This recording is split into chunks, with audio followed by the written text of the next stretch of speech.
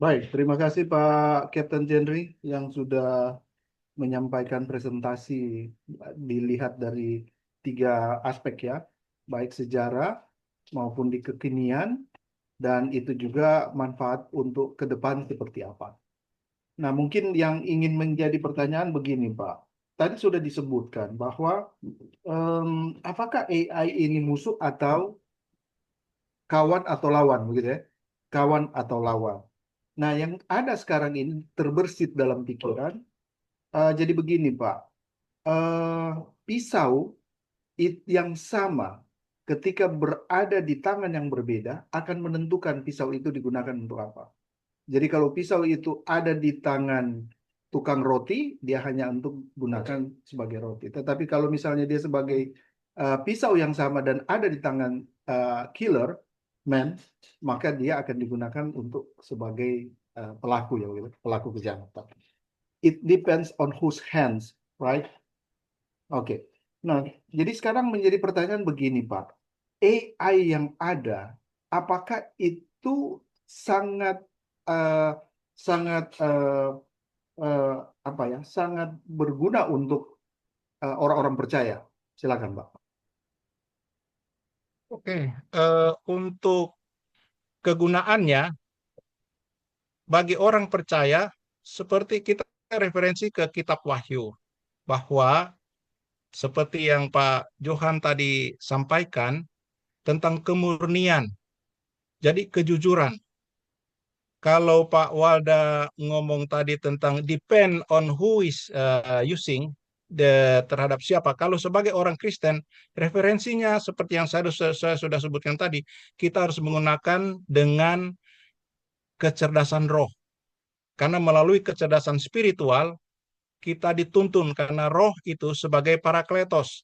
Jemaat di 7 jemaat itu ada di dalam tuntunan kuasa Roh Kudus.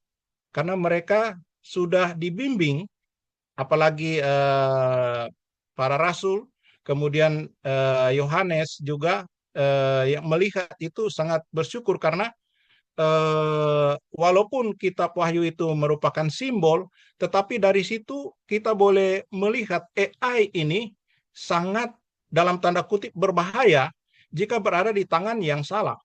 Tetapi jika berada di tangan yang benar, kita menggunakan secara spiritual, secara tuntunan kuasa roh, kita akan dibimbing. Jadi sangat sangat penting sekali kita melihat AI ini sebagai penolong kita, tetapi dalam tanda kutip seperti yang Pak Walda tadi di dalam apa di dalam slide Video. video yang pertama tadi, Habakuk 2 ayat 18-19, itu AI tidak ada roh. Kelebihan manusia, kita mempunyai roh. Ketika kita dibaptis oleh roh, maka kita sudah mendapatkan kecerdasan roh itu. Jadi, untuk mengantisipasi, tadi saya sudah taruh di dalam slide, jangan sampai kita tidak berpatokan kepada iman kita, sehingga kecerdasan roh kita, karena Roh Kudus itu sebagai parakletos, sebagai penolong kita untuk menghadapi treat atau bahaya-bahaya atau ancaman-ancaman yang akan datang daripada dunia ini termasuk AI. Oke, baik, Pak. Saya coba mengarah ke Pak Pandelaki. Di Alkitab itu Pak kita lihat bahwa dia akan menghidupkan atau dia akan memberikan patung itu ada nyawa dan berbicara. Apakah ini juga bagian dari persiapan untuk masuk ke arah situ dan itulah dia AI bekerja di sana. Silakan Pak.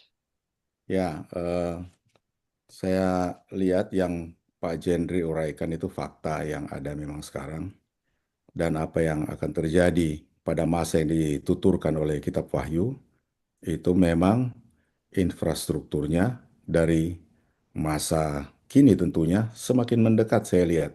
Karena kan ada dua faktor di situ.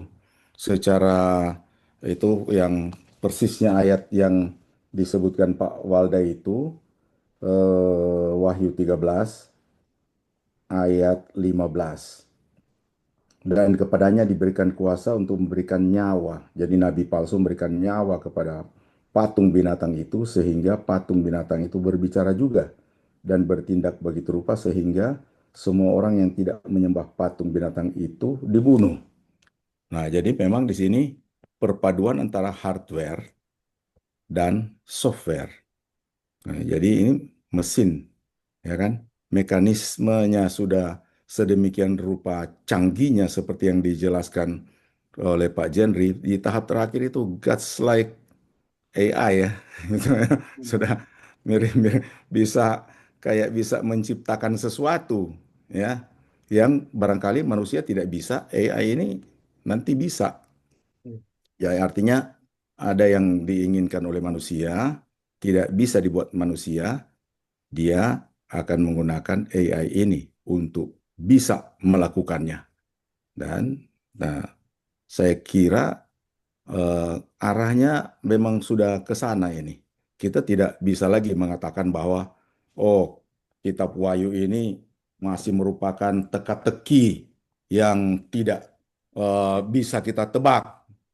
Ya, kalau saya melihat dengan kenyataan-kenyataan yang ada sekarang, ya, mulai dari teman-teman yang menguraikan mengenai bait Allah ketiga, ya kan, Israel masa kini, sekarang AI dan sebagainya, ya. Nah, jangan lagi kedatangan Kristus itu menjadi kayak pencuri bagi kita yang sudah melek begini terhadap segala hal yang disampaikan oleh Alkitab. Dan yang dikatakan oleh Pak Jendri tadi itu pada prinsipnya kan dia menyerupai. Artinya walaupun dia sehebat emas menyerupai, ini artificial, artinya palsu, ya kan?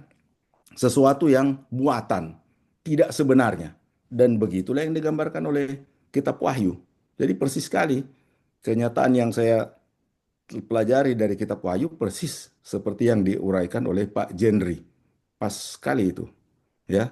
Ya, oke. Pak, jadi ini kita lihat ada satu juga catatan Alkitab yang menyampaikan bahwa dia mampu menghidupkan. Nah, maksud begini, kalau di beberapa pembicaraan dengan Pak Jendri, di situ dikatakan bahwa mereka sudah melakukan satu riset mengenai kanibal.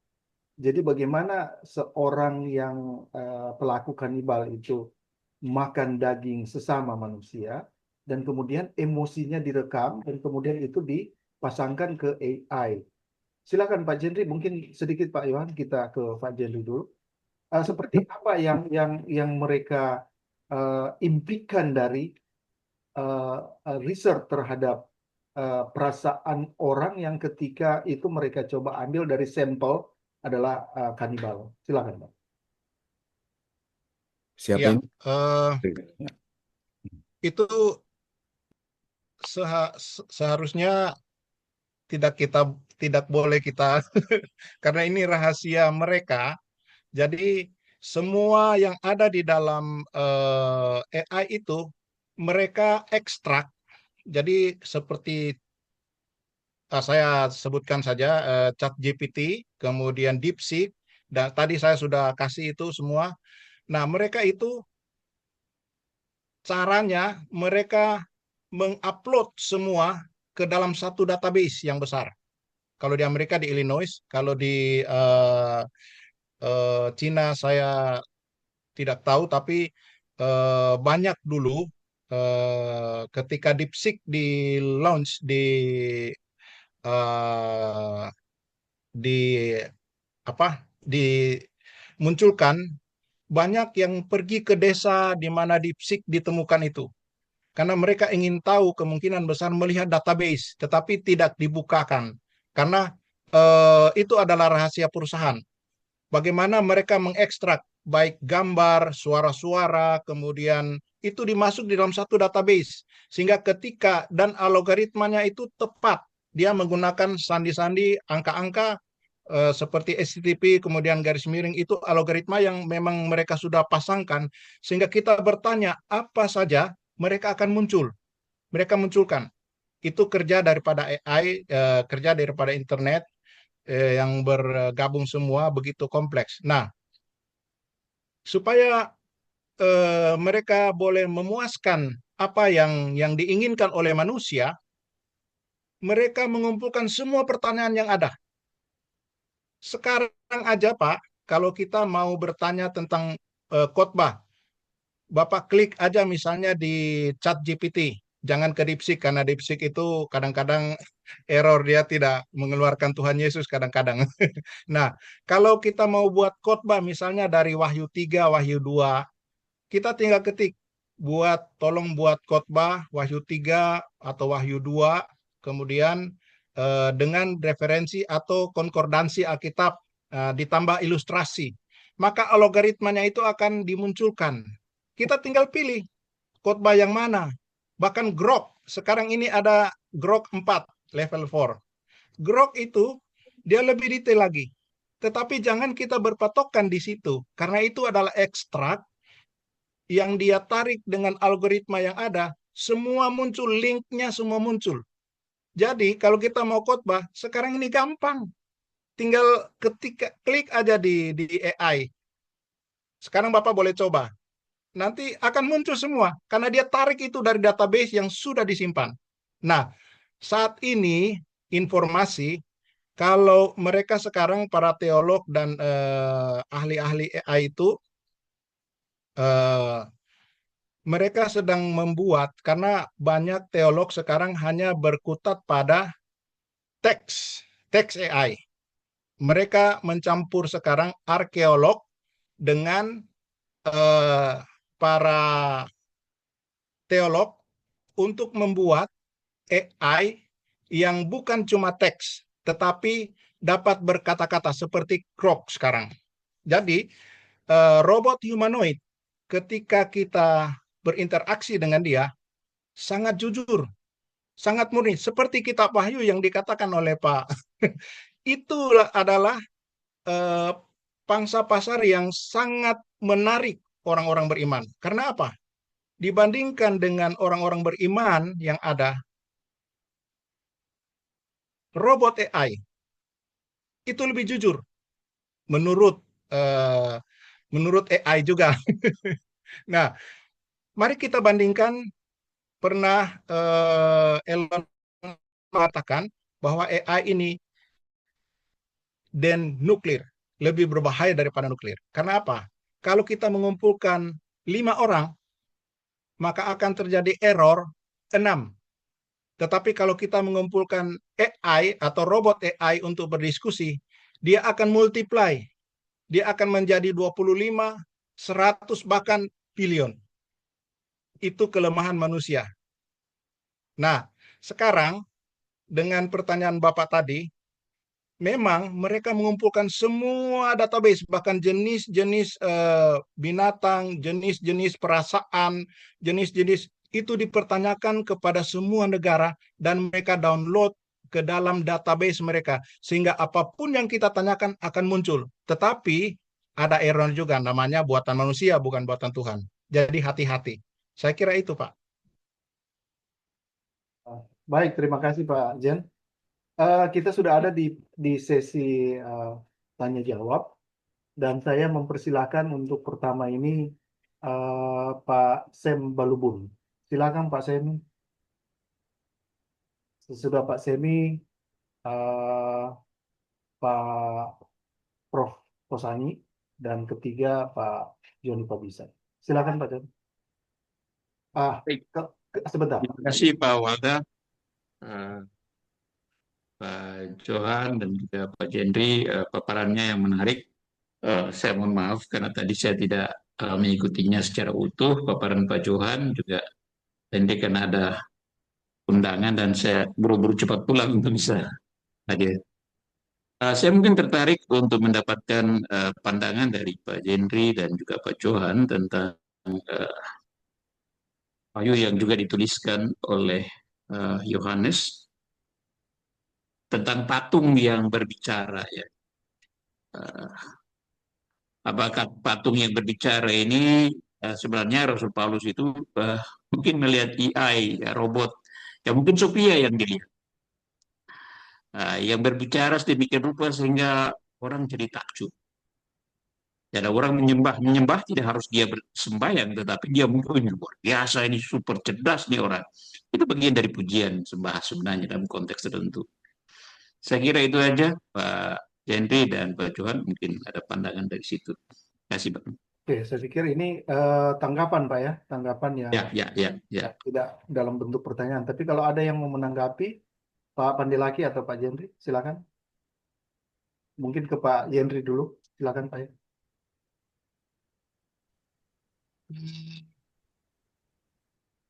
Mungkin kalau kita melihat dari apa yang digambarkan oleh, atau bukan digambarkan, apa yang dicatat di dalam Alkitab, seperti yang dikatakan, apa yang ditampilkan oleh Pak Walda Kris tadi di dalam eh, video yang pertama itu, saya tetap berpatokan pada Habakuk 2 ayat 18 dan 19. Bukan cocokologi ya, tetapi patung itu, untuk membedakan patung itu satu-satunya adalah patung tidak mempunyai roh. Robot mau seperti apapun, bahkan baru-baru 2 bulan lalu, Cina untuk mengantisipasi jangan sampai robot itu mati, robot itu mereka tanam AI untuk menganalisa dengan algoritma yang ada bahwa dia akan kekurangan tenaganya kurang lebih berapa jam ke depan, sehingga mereka menciptakan robot itu supaya dapat mengganti baterainya sendiri. Robot humanoid, bukan bukan robot yang bukan humanoid. Saya lupa istilahnya, yang holitik. Ada 2 macam itu, robot berdasarkan fungsi dan robot berdasarkan interaksi.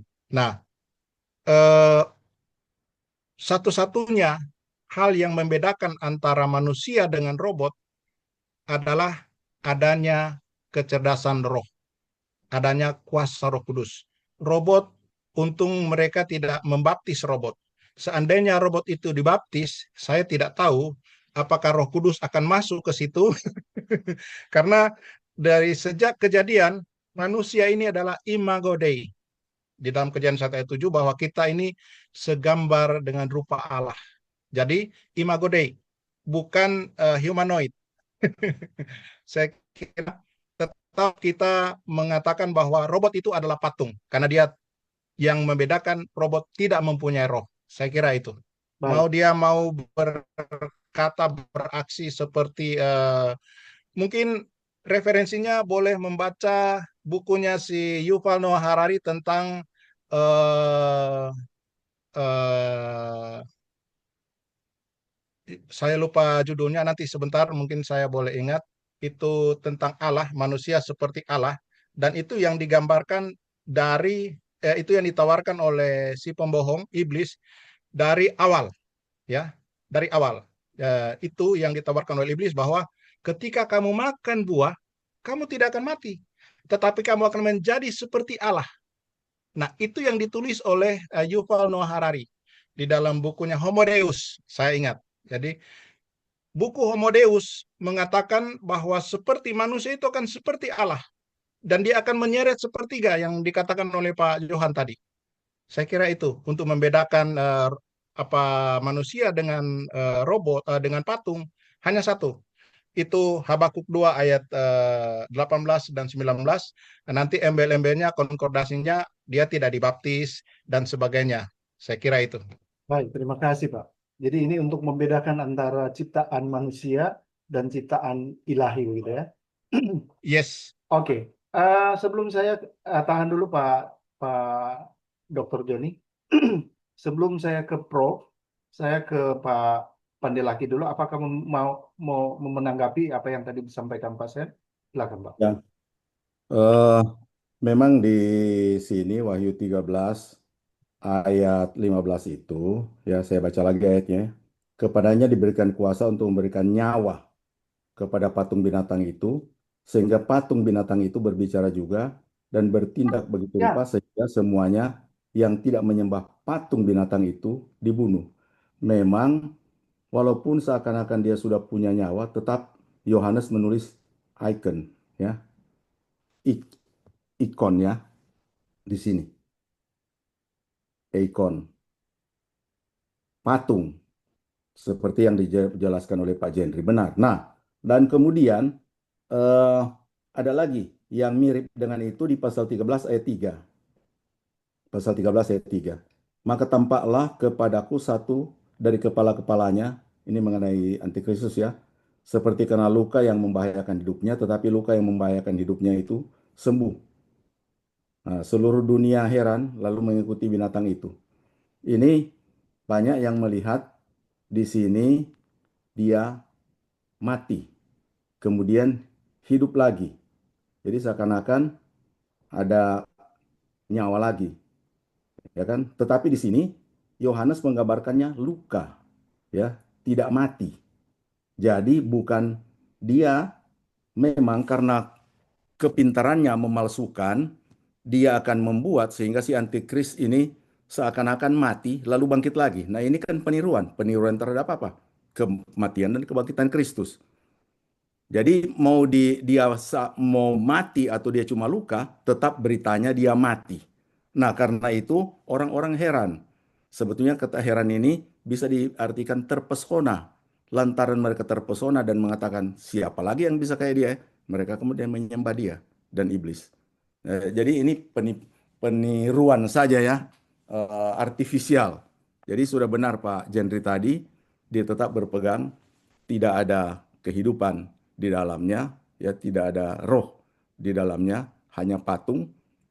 Dan antikris yang seakan-akan mati itu tidak mati, dia luka saja. Oke. Oke, baik. Terima kasih Pak Pandilaki. Saya ke Prof. Sebelum ke Pak Dr. Joni, saya ke Prof. Ya, Gusani. terima Silakan, Prof. kasih kesempatan ini.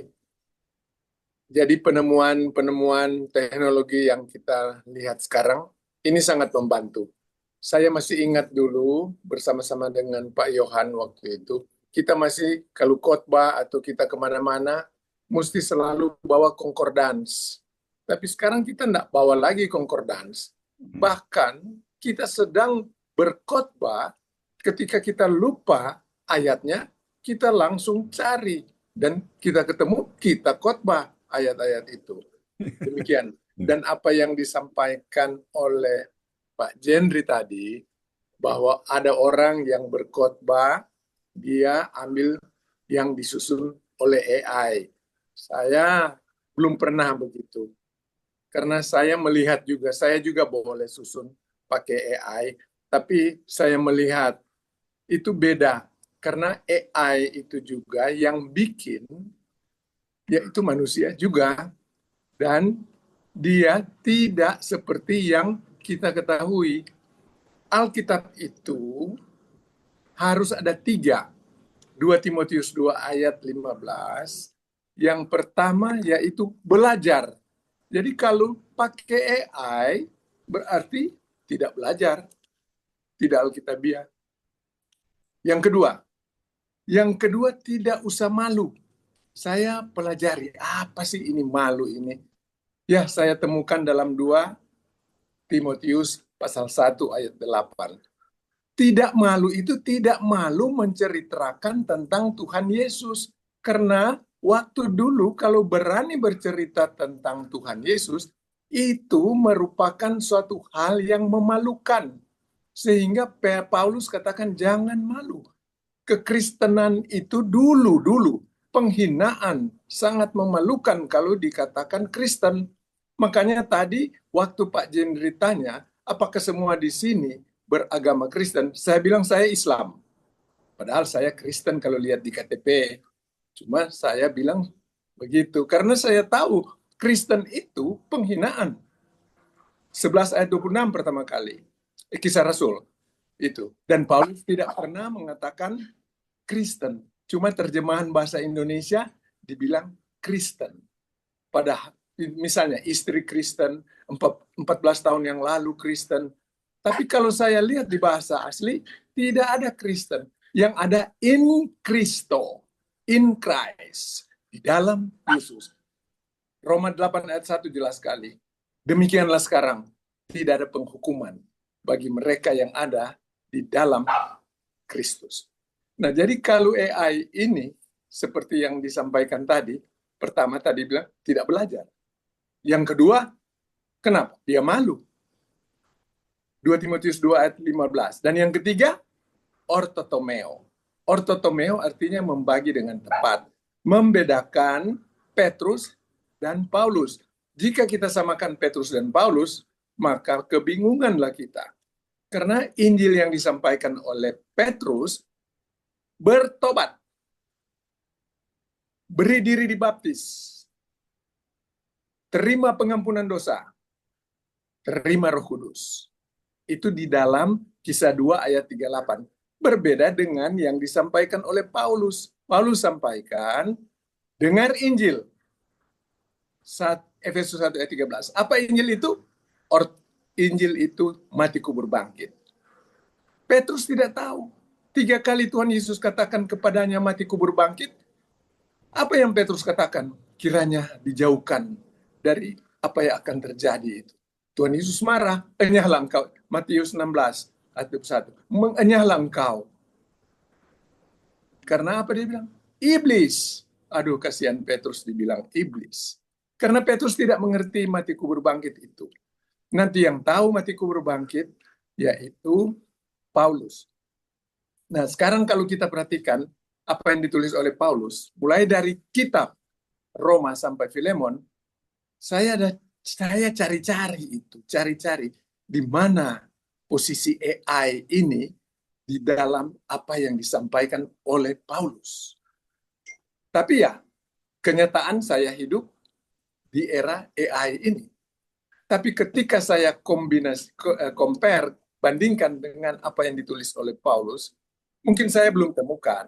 Besok-besok saya akan temukan. Karena memang tingkat pengetahuan saya juga itu banyak sekali dibantu oleh,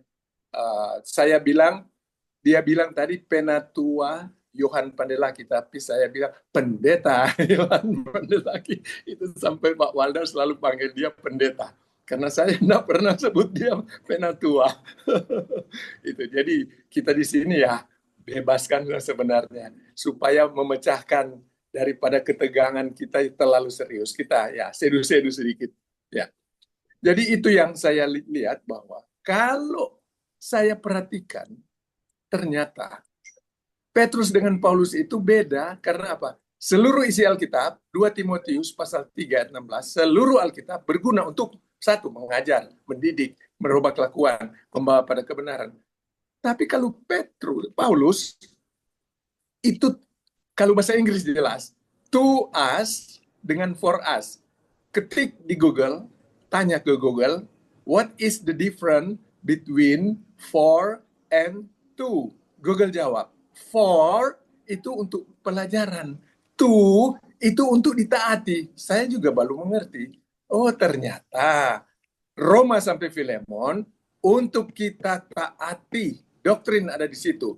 Jadi kalau AI saya cari-cari belum ketemu. Tapi tidak apa-apa. Kalau di Wahyu disebut bahwa AI ada ya oke lah ya. Tidak apa-apa. Karena itu memang kenyataan yang ada sekarang. Kemudian kalau di dalam Wahyu itu for us. For us. Tapi kalau to us, Roma sampai dengan Filemon. Dan Alkitab harus kita taati. Bukan kita inovasi. Inovasi itu tidak lain saya mau katakan sesat. Mengapa saya katakan sesat? Contoh inovasi. Telur akhirnya jadi kebangkitan. Karena apa? Karena inovasi. Tapi kalau kita berpegang pada Alkitab, taat, setia. Itu saja. Terima kasih. Baik, terima kasih Prof. Saya pikir ini pencerahan ini ya. Tidak dalam konteks untuk bertanya, tapi statement ya, Prof ya. Oke, dan sangat-sangat apa ya, sangat-sangat apa tegas.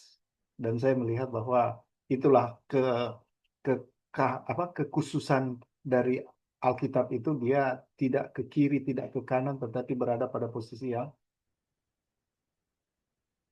tengah dan pada posisi yang benar. Kalau begitu saya langsung ke Pak Dr. Joni Pabisa. Silakan, sesudah Dr. Joni Pabisa kita ke Bung Yoram dulu karena tadi ada pertanyaan raise hand. Baru sesudah itu ke Pak Pendeta Denny Weku. Silakan Dr. Pabisa. Ya, terima kasih. Sebelum saya memberikan komentar, ingin bertanya dulu ke Bapak Penatua Jenri. Kecerdasan roh yang dimaksud itu gimana ya, Pak?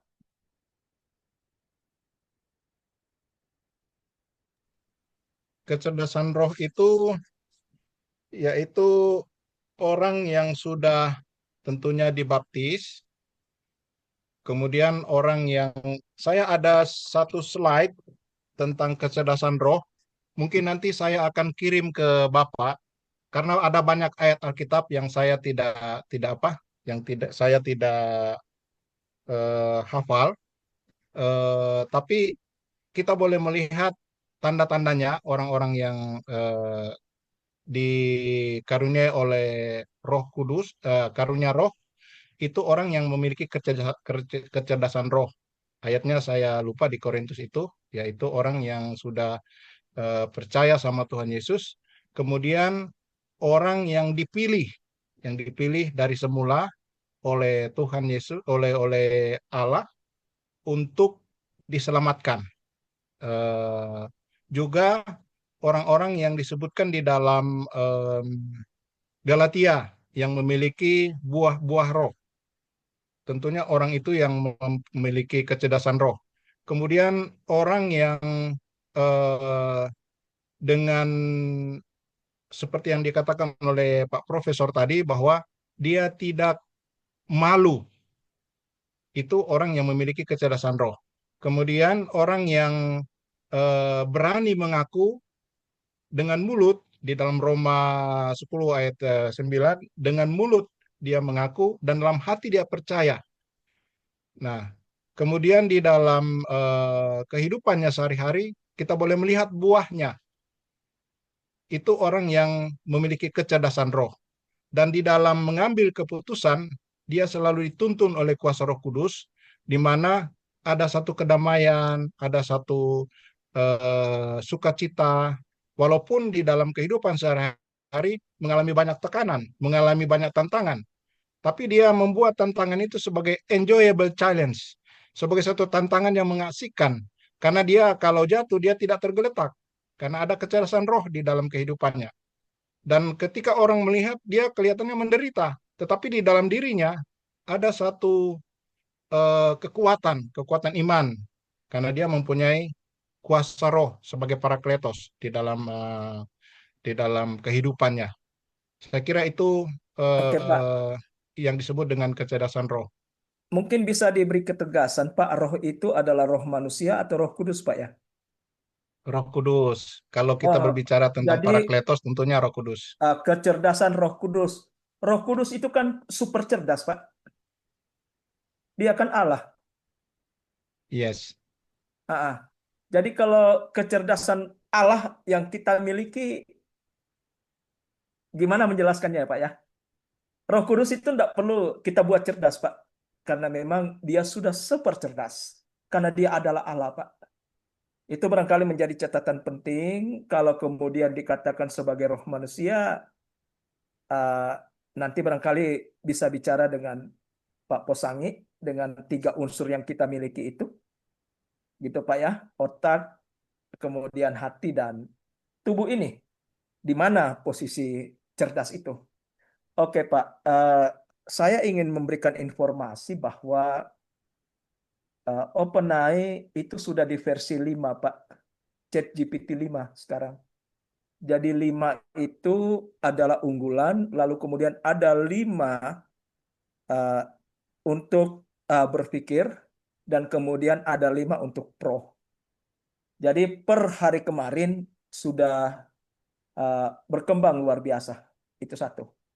Seandainya saya bisa diberi kesempatan untuk share, saya akan saya akan share karena ada. Mari kita lihat, Pak, bagaimana ChatGPT ini itu sangat berguna sekali, Pak. Kalau saya ingin mengetahui apa yang Bapak sampaikan, saya cukup merekam di sini dan saya akan tahu bahwa posisi Bapak itu di mana. Reform kah? Atau kemudian Bapak mengambil pandangan berdasarkan pendekatan biblika kah? Pendekatan teologi sistematik kah? Atau pendekatan seperti apa, Pak? Saya belum apa-apakan saja, ChatGPT bisa membantu saya untuk mengetahui pandangan ini di posisi Bapak. Termasuk apa yang disampaikan oleh Pak Penatua Pandelaki tadi, saya bisa mengetahui bahwa argumen-argumen beliau itu beliau bangun dari argumen yang mana. Dengan saya menggunakan ChatGPT, Pak. Gitu, Pak ya. Jadi saya pengguna ChatGPT 2 tahun sebelum viral, Pak. Tetapi sampai hari ini ChatGPT itu tidak pernah menjadi tuan atas diri saya. Tetap menjadi asisten saya, Pak. Dan kemudian ChatGPT itu tidak pernah menyesatkan saya. Kecuali kalau saya mengikuti prompt seperti yang disampaikan tadi sebagai contoh, maka kita harus mengingat lagi bahwa ada teori komunikasi yang mengatakan begini, Pak. Ketika ada pemantik masuk, maka semua informasi yang tersimpan di pikiran bawah sadar kita itu akan berlomba keluar untuk mau menjawab apa yang menjadi pemantik itu. Jadi mereka itu adu kekuatan, Pak, untuk keluar dari tubuh kita. Dalam bentuk ucapan kah? Dalam bentuk cara berpikir kah? Dan lain-lain. Bayangkan saja, Pak, kalau kita tidak membingkai informasi yang mau keluar itu dalam bingkai yang benar, maka penyesatan itu bisa terjadi. Sayangnya, ketika pemanfaatan GPT itu, banyak orang yang tidak membingkainya dalam bingkai yang benar, Pak. Dia hanya meminta dan kemudian membiarkan itu keluar, Pak.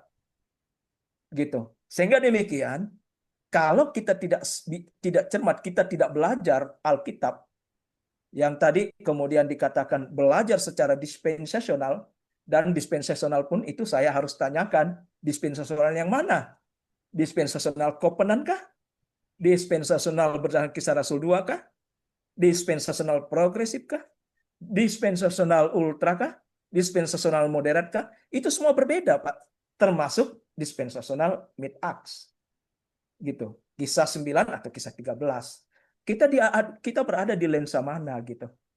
Nah, kalau kemudian kita tidak bingkai, Pak, maka kita menjadi sesat memang. Betul, saya sepakat, Pak, bahwa ada dua potensi yang bisa terjadi di sana.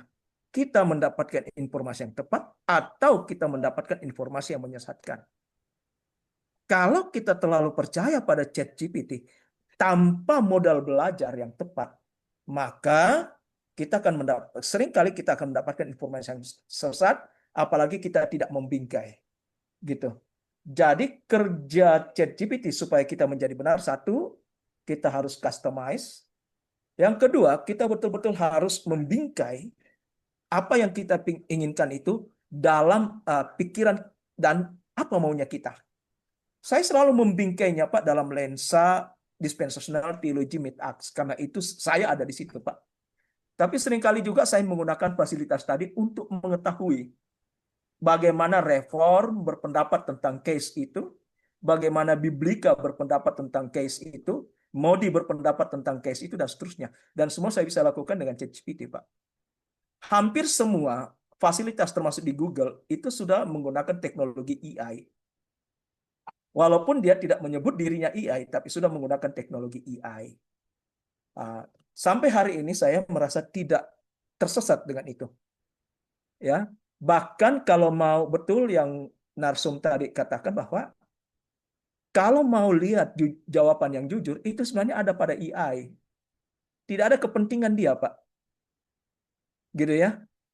Kalau kita meminta dia misalnya dia berjalan reform, dia akan menyampaikan informasi yang berkaitan pandangan reform. Tapi kadang kita kalau meminta jawaban dari manusia kan kadang terselip kepentingan, Pak ya. Kadang kita tidak jujur juga dalam menjawab, kita potong. Tetapi kalau ChatGPT tidak Pak. Tapi kadang juga saya membantah Pak ChatGPT. Bahkan saya katakan begini, kamu salah. Ini tidak cocok dengan posisi saya sebagai orang yang menganut teologi dispensasional mid-acts. Saya bantah dia, Pak. Saya melakukan koreksi di sana, dan seterusnya. Nah, sehingga demikian kadang dia minta maaf, Pak. Oh, saya minta maaf karena saya ternyata memahami salah, dan seterusnya. Hebat sekali, Pak. Sehingga demikian saran saya, kita tidak usah takut dengan perkembangan teknologi AI. Dan saya yakin AI itu bukan antikris, Pak. Karena antikris itu bicara tentang sosok, bukan benda mati, gitu ya. Antikris itu pribadi, orang, gitu ya. Tetapi saya harus mengakui bahwa teknologi AI itu bisa dimanfaatkan oleh sang penguasa. Termasuk hari ini dapat dimanfaatkan untuk menipu dan seterusnya. Janganlah kita menggunakan itu.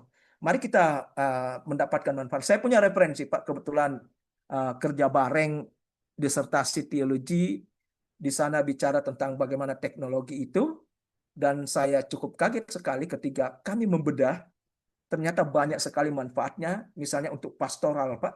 Itu jauh lebih detail, jauh lebih bagus, teori lebih lengkap, dan seterusnya. Gitu.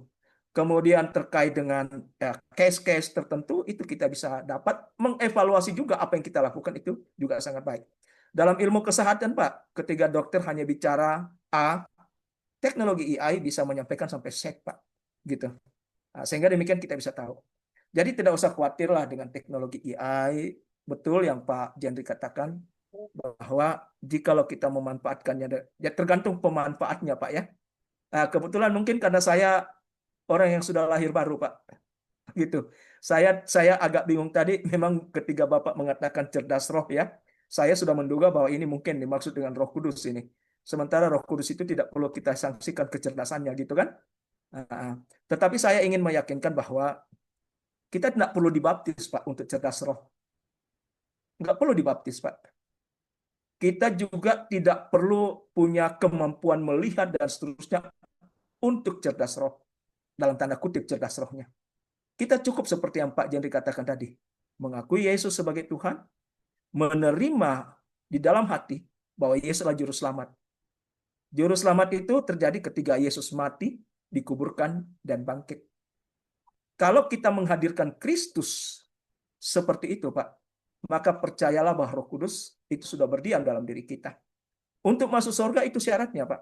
Untuk cerdas biarlah Roh Kudus yang membuat kita cerdas. Oleh karena itu, langkah selanjutnya adalah mari kita belajar membagi dengan tepat.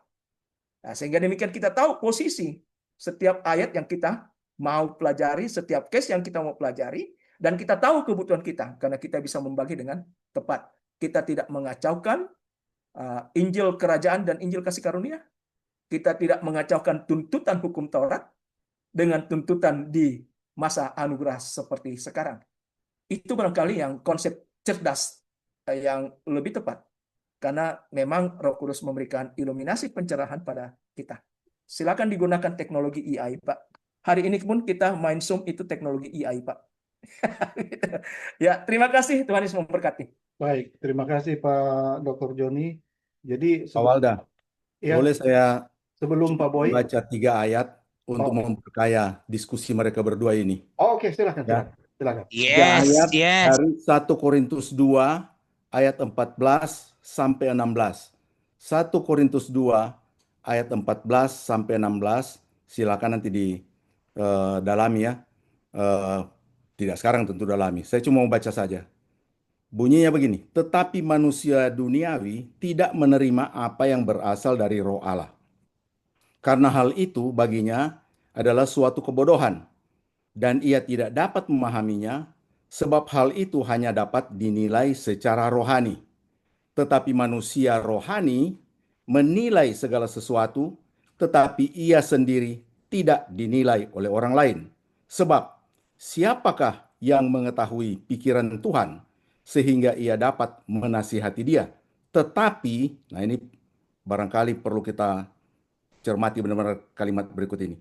Tetapi kami memiliki pikiran Kristus.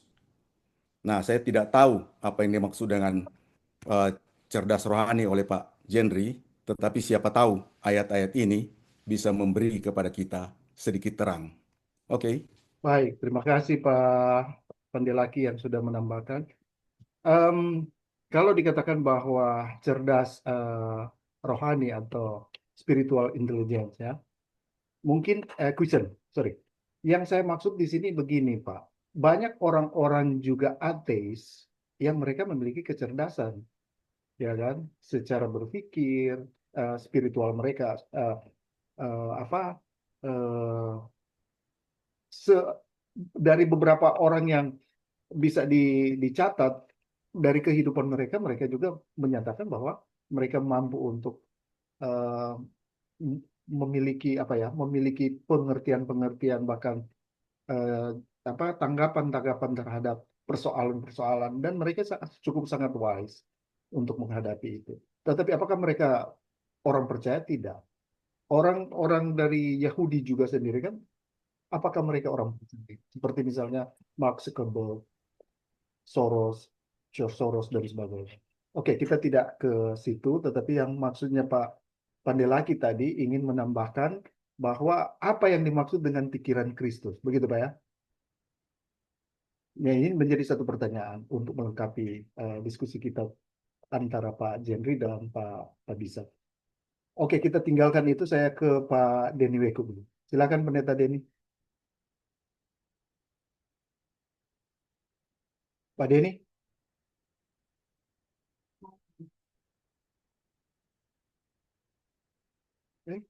Keluar ya? Tapi Pak Walda, Oh iya, silakan Pak. ya, terima kasih. Terkait dengan ayat yang diberikan itu 1 Korintus 2 ayat 14 sampai 16 Pak ya. 1:12 Pak. Ya, jadi AI itu hanya bekerja di ranah manusia duniawi Pak. Gitu ya. Dia hanya bekerja di ranah itu karena AI itu sebenarnya hanya bisa memproses informasi dalam jumlah yang besar, ketika ada pola yang kemudian cocok di dia, bahkan ia bisa menghasilkan teks atau gambar. Ada hal yang menarik sebenarnya ya. Jadi AI itu dia hanya meneruskan Pak, meneruskan informasi yang dia sempat tarik gitu. Jadi tidak mengupload data ke AI ya. AI itu akan menarik semua data yang pernah yang ada di yang menggunakan internet, berbasis internet itu. Dia cuma menarik ayat itu, informasi itu ya. Kalau saya mau simpulkan Pak, ya di sini ayat misalnya kita mulai dari ayat 14 lah gitu ya. Ayat 14 mengingatkan bahwa hal-hal yang berasal dari Roh Allah tidak dapat dipahami oleh nalar alami. Saya ingin memberikan posisi AI di sana. Jadi AI sehebat apapun Pak, dia tidak memiliki roh atau kemampuan untuk menerima penwahyuan. Jadi informasi yang diterima itu bukan penwahyuan bagi AI gitu. Jadi AI itu sebenarnya tidak bisa mengerti Injil dalam arti rohani. Ia hanya bisa mengulang atau menstimulasikan isi Injil berdasarkan data yang ada pada dia. Kemudian ayat 15 ya. Jadi AI itu memang bisa membaca ayat tetapi tidak bisa mengalaminya. Seperti komputer yang bisa memainkan lagu rohani tanpa pernah merasakan hadirat Tuhan misalnya gitu. Kemudian ayat 16 Pak. Ya. AI itu memang bisa ditrain untuk meniru gaya bicara atau logika argumentasi seorang teolog. Tetapi dia tidak bisa memiliki pikiran Kristus dalam pengertian rohani. Ia tidak bisa mengasihi, mengampuni, atau menaati Tuhan dengan motivasi murni. Gitu Pak. Jadi memang kita harus, sebenarnya teknologi AI ini kan adalah hasil dari revolusi industri 5.0 Pak. Di mana sebenarnya revolusi industri 5.0 ini mengembalikan lagi pada posisi manusia sebagai pengendali. yang sebelumnya di posisi 4.0 di mana manusia adalah budak teknologi. 5.0 menjadikan manusia kembali sebagai pengambil keputusan terhadap teknologi. Demikian Pak, terima kasih. Oke, baik Pak. Dengan informasi yang ditambahkan oleh Dr. Joni ini semakin lebih memperkaya wahana kita dalam pemahaman AI ya Pak. Saya ke Pendeta Denny Webo. Silakan Pak Denny. Oke, terima kasih untuk kesempatan ini.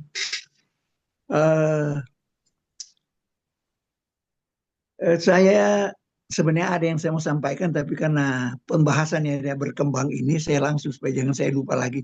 Supaya lupa kok ini. Jadi kalau berbicara soal spiritual itu tadi, saya kira itu kalau boleh saya seide, tapi maksudnya itu kecerdasan spiritual yang telah dikuasai oleh Allah atau Roh Kudus. Kalau saya seperti itu mungkin ke Pak Jendri ya. Kenapa saya sebut begitu? Karena memang kalau orang itu Kristen sebenarnya itu orang yang hidup baru di dalam Kristus. Nah, dia memiliki Roh Kudus.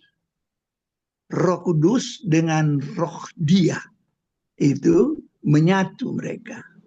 Roh Kudus yang menyatu dengan roh Allah ini, itulah yang kalau saya sebut juga setuju, ada roh kecerdasan.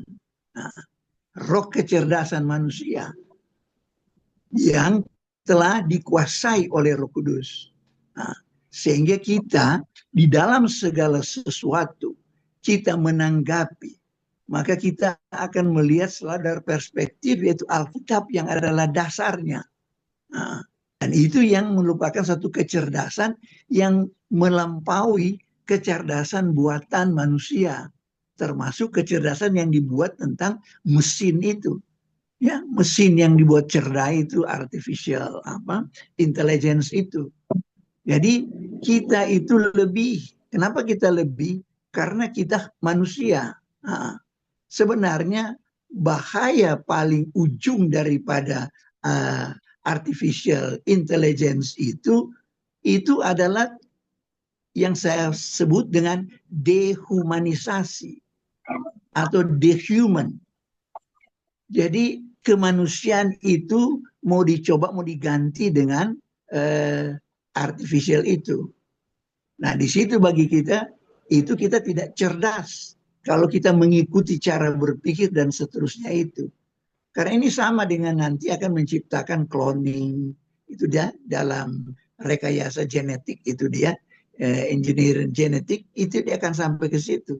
Sehingga kalau kita katakan bagaimana ini adalah suatu sikap etis terhadap perkembangan teknologi yang paling modern yang sekarang kita bicarakan ini.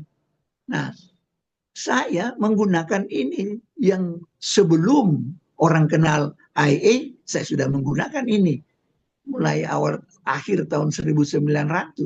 Nah, karena saya kenal ketika saya masuk untuk awal tahun 2000 masuk Amerika, saya berhadapan dengan ini barang ini.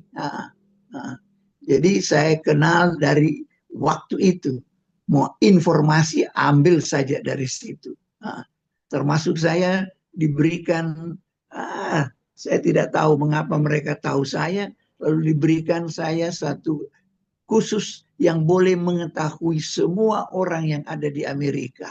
Waduh, jadi saya boleh tahu pribadi orang itu. Padahal masih awal tahun 2000. Itu privacy masih kuat.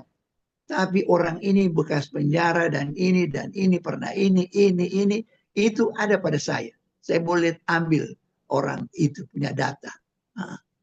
Jadi saya pernah berkesempatan seperti itu. Nah sekarang saya katakan itu dehumanisasi di mana? Nah itu kan satu kepintaran yang bukan mesin itu yang pintar. Tetapi di belakang mesin itu yang mengatur, yang Bapak bilang tadi, yang dikumpulkan itu informasi-informasi yang semua yang oleh mesin kerja, yang super itu, yaitu kemudian dia sehingga boleh memulakan sesuatu dan by the data itu, maka dia boleh merumuskan. Nah, perumusannya lebih jitu. karena dia objektif daripada manusia. Dia luar biasa. Tapi apa sih keterbatasannya? Keterbatasannya karena dia by the data dia ambil, data itu inputnya manusia, bukan dia. Dia tidak boleh. Kenapa? Karena dia tidak mungkin ada roh, ya, dia tidak ada perasaan, dan juga itu mesin itu through AI itu dia tidak ada inisiatif. Di situ dia kalah kepada manusia. Nah, apa kekalahan manusia? Kekalahan pada manusia dia itu kalah dengan 1 Tesalonika 5 ayat 23. Manusia itu terdiri dari tubuh, roh, dan jiwa. Nah, 3 komponen manusia ini dia, maka dia punya roh. Roh ini dia boleh berhubungan dengan Allah. Jadi roh berhubungan dengan Allah, roh manusia, maka dia memulai kecerdasan rohani. Itu yang itu Pak Penatua atau Pak Pendeta Boy sebut di dalam Korintus 2 itu. Jadi kita yang percaya, yang memiliki keyakinan iman dalam Kristus, yang pasti kita ini anak Allah, maka kita miliki itu. Mereka yang sekalipun menciptakan ini AI ini dia, mereka tidak ada dalam Kristus. Jadi mereka kalah dengan kita. Malah mereka buat itu menjadi berhala. Nah, kalau kita salah gunakan. Saya gunakan itu, tapi saya tidak mau berhalakan. Maka itu tadi dibilang Pak siapa tadi, Pak IPDN, lupa saya namanya. Pak Joni Fabisa. Pak Basian apa? Pak Joni. Ya. Pak Joni harus di dalam koridor. Karena apa saja dia bisa katakan. Karena apa yang input yang sudah masuk dia tahu. Dan dia, memang alat yang mesin yang canggih. Dia boleh merumuskan itu. Dia memolakan. Dan dia boleh menyusun secara sistematik. Lebih hebat dari kita membuat tesis. Atau ya jadi dia memang pintar dia. Tetapi dia dari manusia. Dia dari apa yang dimasukkan. Dan dia boleh rumuskan situ. Saya baru-baru berdebat kami di kalangan teolog. Lalu kemudian dia menentang saya. Lalu ada orang tahu bahwa dia ambil ini dari AI. Wah, saya bilang, kamu teolog kecerdasan intelijen. Kalau kamu teolog dari situ, saya tidak mau layani. Karena kamu mampu teologi. Kalau teologi, Anda harus pakai perasaan. Teologi, Anda harus pakai pemikiranmu. Teologi, Anda harus ada inovatif di situ. Kalau teologi, Anda harus dinamis. Karena teologi itu perlu adanya, yaitu 2 Timotius 3 ayat 16. Segala yang diilhamkan, yang dibuat dia menjadi Alkitab, itu harus diiluminasi kemudian oleh Roh Kudus ketika kita tinggal di dalam dia. Dan teolog mesti ada itu. Teolog yang seperti mesin itu dia harus Anda pakai bingkai kalau menurut Pak Joni tadi. Jadi juga tidak seperti itu. Dia menolong kita untuk mendapatkan informasi. Oke, tapi perumusannya harus dari manusia. Kenapa? Karena manusia punya roh. Roh itulah yang membuat iluminasi antara kita dengan Alkitab. Saya kira itu yang pertama yang saya tambah. Saya mau tambah tapi terlalu mau panjang. Cuma sedikit saya mau sentil kepada Pak Boy. Ya, bahwa saya lupa. Sudah Jo, itu Jo dulu. Saya lupa. Jangan lupa begitu, Pak. Jangan, so tua kok kita. Nanti Jadi memang kalau gitu. ada tadi kita sebenarnya itu lebih dulu bicara, Marta. Kita tinggalkan dulu Pak. Tinggal ini. Silakan. Ya, nanti kalau misalnya saya ingat lagi Pak kita, nih. Oke, saya ke Bung Yoram. Tadi sempat raise hand. Silakan Bung Yoram. Sebelum ke Pak Wilmar Yan. Silakan Bung Yoram. Oke, terima kasih. Ini sangat menarik banget ya buat anak muda kan harus artian nama AE.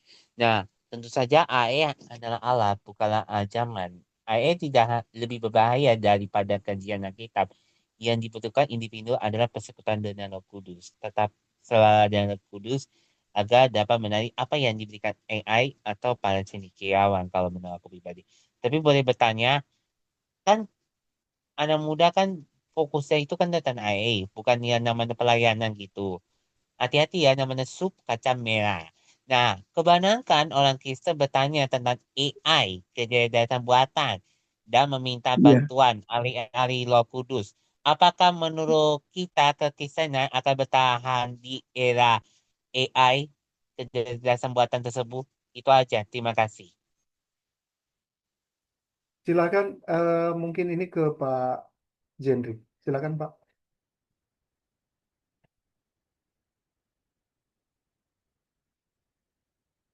Maaf Pak Waldi Kris, tolong diulangi pertanyaannya tadi putus-putus saya terima. Oh gitu. Kurang jelas. Kalau tidak Ya. salah tadi pertanyaannya apa hubungannya AI dengan kekinian di anak-anak muda, Pak? Oh, oke. Eh, AI kekinian dengan anak muda ya boleh. AI seperti yang dikatakan oleh Pak John tadi boleh kita gunakan. Jadi juga boleh kita pakai sebagai aid ya, sebagai pembantu kita, bukan tuan kita di dalam menghadapi mungkin kehidupan bergereja atau berjemaat di dalam menghadapi tantangan. Kita boleh bertanya kepada AI. Cuma ya itu, jangan sampai seperti kasus di Amerika, dia tidak menggunakan pikiran Kristus. Mungkin saya menggunakan pikiran Kristus seperti yang Pak Johan tadi kasih, karena kecerdasan roh memang tidak ada di dalam Alkitab, tetapi banyak ayat-ayat referensi yang boleh kita ambil sebagai kecerdasan roh. Jadi di dalam menghadapi perkembangan atau tantangan masa muda, baik itu masalah pendidikan, masalah masa depan, masalah mungkin jodoh, masalah sakit penyakit, ataupun keuangan. Boleh kita bertanya melalui AI, tetapi kita harus ingat bahwa AI itu cuma sebagai pembantu, bukan tuan. Yang Paulus juga bilang bahwa segala sesuatu halal bagiku, tetapi aku eh, tidak bagaimana itu saya lupa Guna. ayatnya. Tidak semuanya berguna. Guna. Tidak semuanya berguna. Ya. Dan Paulus bilang saya tidak menghambakan diri, jadi tidak menjadi hamba terhadap AI. Jadi tidak semua di dalam AI itu juga berguna seperti Pak Joni tadi bilang, bahkan dia boleh berbantah dengan AI karena ciptaan manusia bukan ciptaan Tuhan. Saya kira itu Pak Yoram ya. Tetapi Alkitab saya kira lebih lebih jelas lagi kalau kita mau, karena Alkitab itu adalah lebih lebih tinggi daripada AI. Terima kasih. Iya, terima kasih Pak. Alkitab mungkin bukan lebih tinggi, tapi tertinggi ya. Terkini. Ya, itu tadi Terima mungkin. kasih Pak Walda. Ya, terima kasih. Kalau begitu saya ke Pak Wilmar. Silakan Pak. Pak Pendeta Denny belum toh, belum ingat yang tadi. Tahan dulu kalau begitu saya ke Pak Wilmar. Silakan Pak Wi. Ya, terima kasih Pak Walda. Saya memang tadi ada terputus juga, ada terjeda karena jaringan, tapi saya coba untuk menyampaikan beberapa hal yang saya coba cermati ini. Yang pertama, saya dari penyampaian dua materi ini, saya berterima kasih juga untuk Pak Kapten Chandri yang boleh menyampaikan hal-hal yang berhubungan dengan kemajuan teknologi ini. Yang kita perlu memang syukuri adalah perkembangan teknologi ini memang tidak akan pernah bisa dibendung lagi, karena ini semakin hari ini semakin lebih teknologi ini akan semakin berkembang terus. Nah, terutama dengan materi yang disampaikan malam hari ini, ChatGPT AI ini. Nah, walaupun tadi Pak Kapten Jendri sudah menyampaikan bahwa memang ChatGPT ini di Indonesia juga belum ada regulasi untuk mengatur bagaimana penggunaan ini di Indonesia sendiri. Nah, memang di pihak lain juga kita tidak bisa menyangkali bahwa ada orang-orang yang memang terkadang menghubungkan kemajuan teknologi ini kemajuan teknologi ini dengan antikris, ya, sehingga tidak segan-segan ada orang yang rela mengorbankan dirinya karena ketakutan untuk menghadapi kemajuan teknologi ini, ya, yang dihubungkan dengan antikris, ya, artinya inilah lebih mempercayai propaganda kalau saya bisa bilang, ya. Contoh misalnya penggunaan uang digital. Ya, ada orang yang tidak segan-segan tuh rela mengorbankan dirinya, tidak mau menggunakan itu ke depan. Nah, yang jadi pertanyaan adalah apakah memang kemajuan teknologi ini termasuk ChatGPT AI ini hubungannya memang dengan antikris sebagaimana yang Pak Johan tadi jelaskan dalam Wahyu pasal 6 itu di 1260 hari atau 3,5 tahun kedua masa aniaya itu, Wahyu pasal 6 dan Wahyu pasal 12 itu ayat 6, Wahyu pasal 6 ayat 13 itu.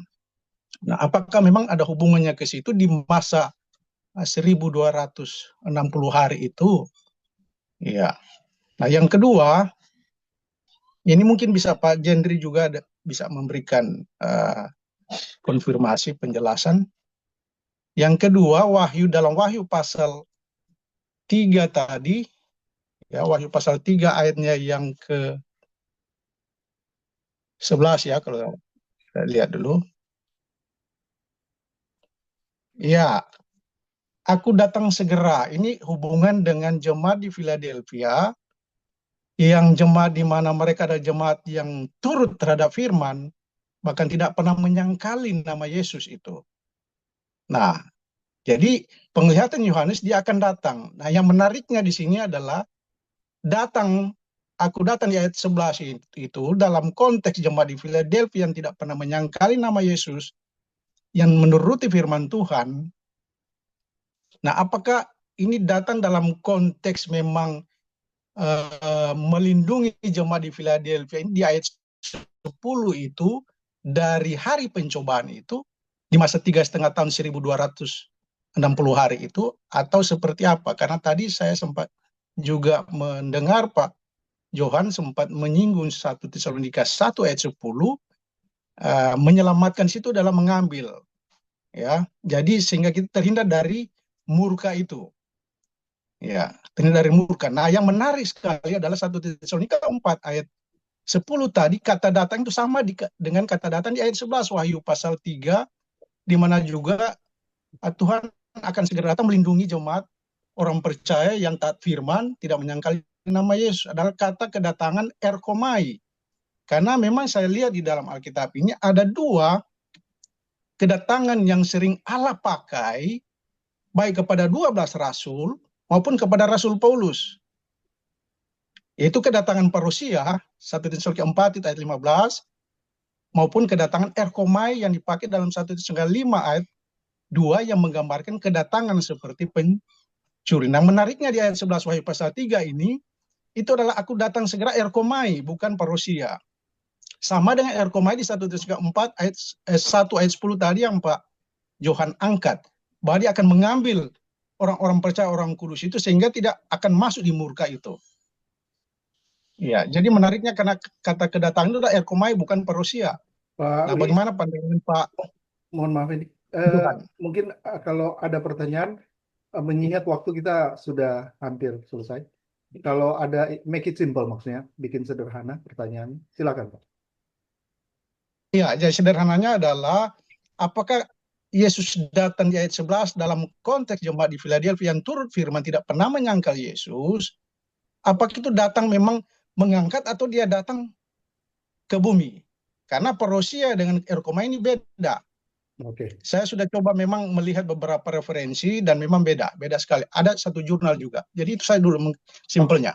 Baik, kalau begitu saya ke Pak Pandelaki untuk memberikan respon jawaban. Silakan, Pak.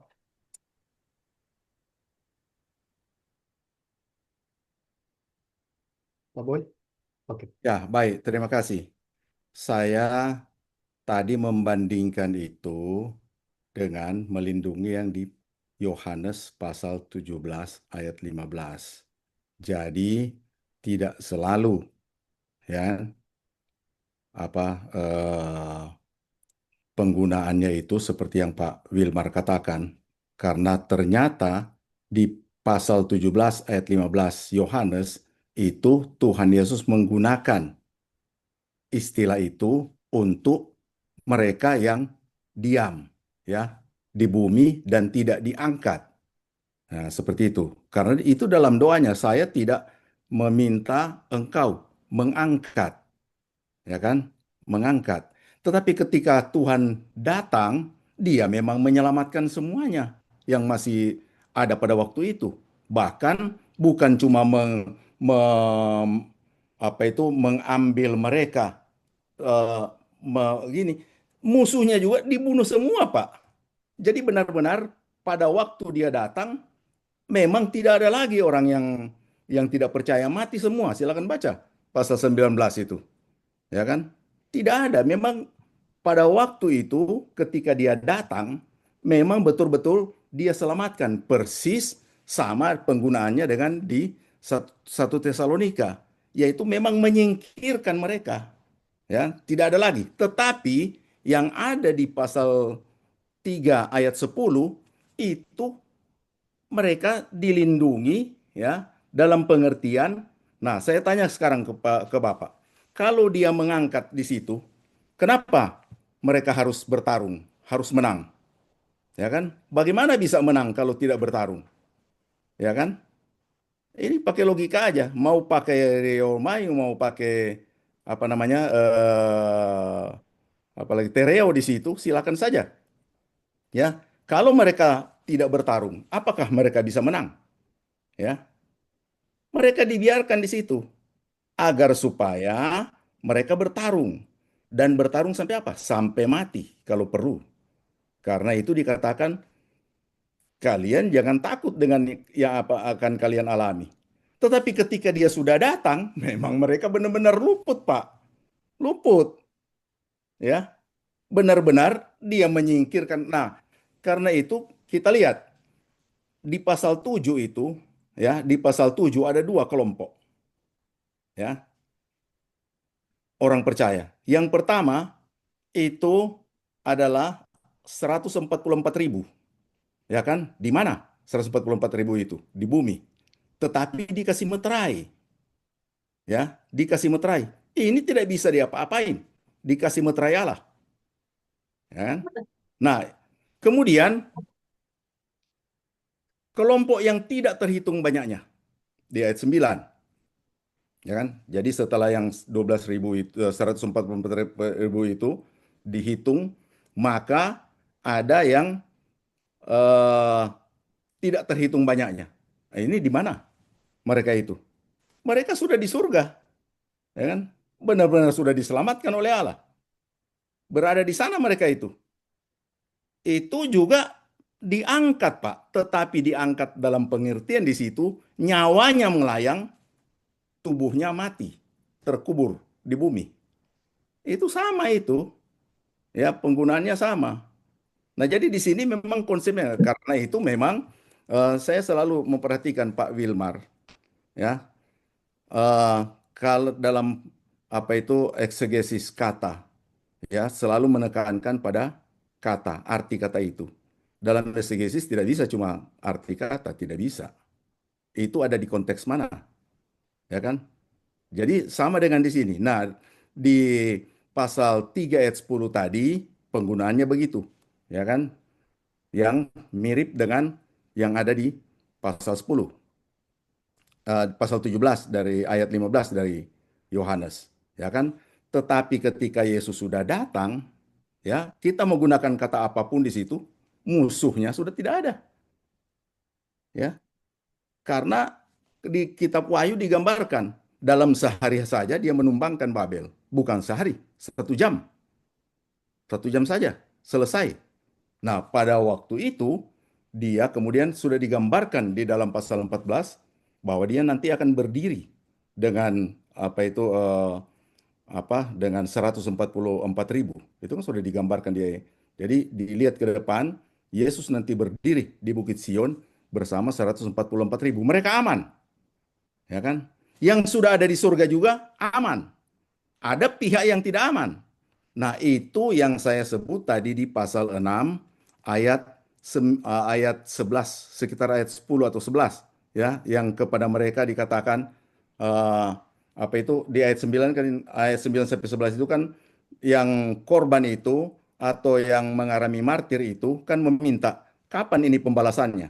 Lalu dibilang, kamu tunggu sebentar karena saudara-saudaramu nanti akan mengalami kematian kayak kalian. Jadi kira-kira kalau sudah genap angkanya, jadi sebetulnya mirip-mirip dengan kita sekarang juga, sampai genap angkanya, ya, maka begitu juga dengan di di kitab Wahyu. Ini bukan menunjukkan bahwa masa itu sama dengan masa sekarang. Tidak. Karena kalau kita katakan masa sekarang, ya, maka kita akan terjebak di dalam soal angka. Ya. Karena apa? Kita akan membalikkan kronologinya yang ditanyain Pak Walda Kris tadi. Ya, kita akan balikkan, pasti akan balikkan. Ya, paling tidak 1000 tahun sekarang, masa sengsara juga sekarang. Ya. Jadi begitu saya jelaskan ini, Pak Wilmar. Ya, terima kasih Pak Johan. Jadi sebenarnya saya memang hanya ingin tahu saja ayat 11 tadi itu, apakah aku datang, Yesus datang itu dalam konteks jemaat di Philadelphia ini, dia akan datang memang menolong orang-orang percaya di Philadelphia yang tidak pernah menyangkal nama Yesus ini, di 1260 hari, 3,5 tahun kedua masa sengsara itu, atau dia mengangkat, itu maksudnya. Makanya tadi saya, karena Pak Johan juga sempat jadi menyinggung dia datang di akhir. 1 ayat Di akhir 10. penderitaan mereka, dia datang di akhir, dan itu memang mereka bebas. Situasinya sama persis dengan yang di Tesalonika bagi kita zaman sekarang, ya kan? Dia datang dan memang deliver, ya kan, sama itu. Rema itu deliver. Di pengangkatan terakhir itu memang deliver. Tetapi bagi jemaat yang akan berjuang, yang harus menang dulu, itu dia melindungi, ya kan? Melindungi dengan pengertian sama dengan doa Tuhan Yesus. Jadi kayak gitu. Karena itu sekali lagi arti kata padukan dengan konteks. Kita akan ketemu artinya. Iya, oke, saya paham. Karena menariknya buat saya Pak Johan itu karena kata dalam ayat 11 itu aku datang itu yang dipakai juga di 1 ayat 10 yang Pak Johan angkat tadi, kata yang sama juga Yohanes pakai dalam Yohanes 14 ayat 3 yang mengatakan bahwa ketika Yesus pergi ke situ dan telah menyediakan tempat bagimu, dia akan datang. Nah, kata yang sama. Betul. Dan itu deliver. Memang artinya memang dia bawa, ya kan? Dia bawa. Yang 1 ayat 10 yang Pak Johan tadi bilang diambil itu. Betul. Supaya tidak masuk murka kan? Betul. Itu maksud saya. Tidak masuk murka. Nah, cuma nantinya, di sini Pak Wilmar, nanti kita diskusi khusus, ya kan? Siap, terima Siapa kasih, yang Pak tidak akan masuk murka, ya kan? Nah, itu pertanyaan yang harus kita diskusikan lagi, Pak Wilmar. Harus kita dalami. Memang baik Yesus juga, Allah sendiri baik kepada 12 murid maupun penulis Injil sinoptik maupun kepada Rasul menggunakan 2 kata datang yang berbeda, Pak. Memang. Ini yang sangat menarik ini. Ya. Ya, terima kasih Pak Johan. Kita dalami nanti semua. Boleh ada interupsi di sini? Boleh Pak Pendeta Den. Kita boleh? Iya boleh. Semua pasti bisa. Cuman sebentar dulu. Boleh? Iya, tapi yang berkaitan dengan ini pembicaraan ini. Iya, oke. Jadi sebenarnya begini. Apa yang dipertanyakan Pak Wi itu saya sudah sempat kontak ke Pak Ner Tamarol ya. Tapi beliau sekarang ini lagi ada dalam kondisi duka, anak mantu meninggal. Jadi ada beberapa kesibukan lain juga. Jadi dia menunggu waktu. Nah mungkin nanti itu kita coba compare bersama ya. Dan mengingat waktu sekarang ini kita sudah di posisi 10:30 ini Pak. Apakah kita mau tambah setengah jam? Saya mau konfirmasi dulu di situ ini. Kedua narasumber. Apakah bisa? Tambah Jo. Iya. Oke. Tunggu sebentar. Boleh. Narasumber ini Pak Jendri siap? Setengah jam ke depan? Siap. Terima kasih. Siap. Boy, Pak Pendeta Pandelaki bagaimana? Bisa? Silakan. Oh, silakan. Oke, terima kasih. Silakan Pak Pendeta Deniweko. Sesudah itu ini, Pak sebenarnya kalau menganut itu istilah rahasia, itu tidak konsisten kalau mau kutip di Injil. Kalau dia bilang rahasia, jangan ambil di Injil. Itu pertama. Yang kedua, soal itu pengangkatan atau itu kedatangan Tuhan, itu dia tidak dapat dipersoalkan secara sintaksis dalam bahasa asli sekalipun. Nah, dia bukan persoalan sintaksis di situ. Nah, tapi dia persoalan yaitu apakah dia akan datang, yaitu yang disebut di awan-awan yang disebutnya, atau dia datang memang yang kedua kali. Sekarang kalau kita pergi ke Tesalonika, Tesalonika umpama bicara selalu tentang yaitu kedatangan. Selalu, karena Paulus katakan, aku selalu menyatakan itu. Di dalam 1 Tesalonika 5 kan, selalu dia bicara itu. Bahwa sebelum kedatangan, mesti ada itu yang jahat itu. Belum dia datang kedua kali, mesti ada dulu yang jahat itu. Yang kesulitan besar itu mesti ada. Dan itu yang rohnya sudah bekerja. Dan kalau kita datang kepada 1 Tesalonika 5 lagi, bahwa kamu itu adalah orang-orang siang. Orang-orang siang artinya kamu orang yang siaga. Kamu orang yang sadar. Jelas di ayat itu. Maka kamu tidak akan ditimpa oleh murka. Murka artinya yaitu pembalasan Allah kepada orang-orang berdosa. Dia berbicara tentang ketika kedatangan kedua kali, maka dia akan membalas semua orang yang melawan dia. Lalu mengapa lalu itu dikaitkan dengan adanya satu masa yang dihubungkan dengan wahyu? Nah itu yang bagi saya kita mesti konsisten. Kalau kita bicara memang hanya Paulus tahu itu, berarti Yohanes tidak tahu soal pengangkatan kayak soal apa.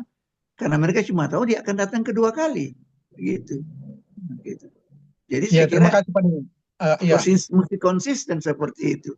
Dan sintaksisnya itu dia bukan itu. Dia punya way out untuk melihat itu hal itu. Ya, terima kasih. Pak Wala sebentar ya Pak Wala. Ya, jadi memang terima kasih Pak Denny. Ini makanya saya usul Pak Walda untuk minta Pak Dr. Frans Tamarol untuk membahas ini yang tadi sudah disampaikan. Karena menariknya Yohanes dalam Wahyu pasal 3 ayat 11 tadi, dia menggunakan kata yang sama dipakai oleh Rasul Paulus, Pak. 1 ayat 10 tadi, erkomai bukan parousia. Nah, itu yang menariknya. Dan juga Yohanes 14 ayat 3 itu, kata erkomai, kedatangan menarik tadi yang Pak Johan sampaikan itu, bukan parousia keempat itu, kedatangan kembali di bumi. Itu maksudnya. Tapi nantilah itu di diskusi berikut mungkin. Saya tidak mau jawab rinci karena soal waktu Pak Walda ya, tapi saya mau jawab secara garis besar. Pertama, Pak Denny bicara soal Tesalonika, ya. Masalahnya di Tesalonika adalah Paulus kan mengajar bahwa akan ada kebangkitan orang mati, ya kan? Mereka tidak percaya. Ada yang mengatakan tidak ada kebangkitan orang mati. Itu persoalannya di situ. Dan seakan-akan Yesus sudah datang. Itu persoalan. Sehingga dia menjelaskan seperti itu, Pak Denny. Ya. Nah, oke, sebentar. Jadi, sedangkan yang mengenai rahasia, yang saya jelaskan tadi, bukan di kitab Injil yang menjelaskan mengenai rahasia. Tidak ada di dalam kitab Injil yang menjelaskan rahasia. Yang saya tunjukkan adalah di dalam kitab Injil, dalam Yohanes pasal 17 ayat 15 itu, dikatakan Yesus berdoa agar supaya Tuhan, maksudnya Allah Bapa, tidak mengambil mereka, murid-muridnya ya. Tidak mengambil ya dari dunia. Bukan itu doanya dia. Tetapi supaya dilindungi. Nah ini sama dengan yang terdapat pada Wahyu pasal 3 ayat 10. Nah, bagaimana situasi di Wahyu pasal 3 ayat 10? Di Wahyu pasal 3 ayat 10, orang-orang ini dituntut untuk menang, Pak Wilmar. Ya. Kalau menang berarti harus apa? Dia harus bertarung. ya kan? Tetapi ketika Yesus sudah datang kedua kali, sudah tidak ada lagi musuhnya, sudah dikalahkan oleh Yesus, selesai. Ya, tidak ada lagi musuhnya. Coba dia sudah bunuh di pasal 19 itu dibunuh semua, habis. Ya kan, ketika kuda putih pasal 19 itu muncul, ya kan, di situ dikalahkan semua. Ya, di iblis dikurung, ya kan? Nabi palsu dan antikristus atau binatang yang keluar dari dalam laut itu dilemparkan ke dalam lautan api yang menyala-nyala. Nah, Yohanes tadi mengapa sehingga kemudian muncul itu rahasia? Yohanes memang tidak tahu Tuhan Yesus mau datang kapan. Dia yang katakan segera, ya kan? Itu kan di dalam apa namanya, konteks pemikiran Yohanes bahwa segera. Dan memang kalau kita lihat, kalau tidak ada masa rahasia ini yang tidak pernah diberitakan sebelumnya, yang hanya diberitakan kepada Rasul Paulus, andai kata tidak ada masa rahasia ini, kan nyambung dia.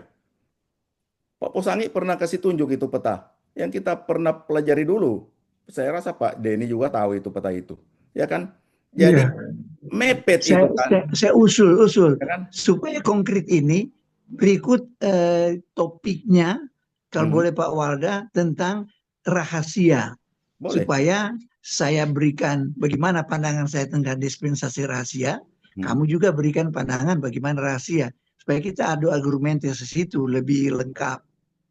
Boleh Ya. begitu Pak Walda, supaya jangan cuma sentil, Ya. Nah, supaya orang punya argumen sama-sama. tapi Supaya kalau benar saya ya, mengatakan lebih- rahasia tadi tidak diambil dari kitab Injil, tidak ada seperti itu.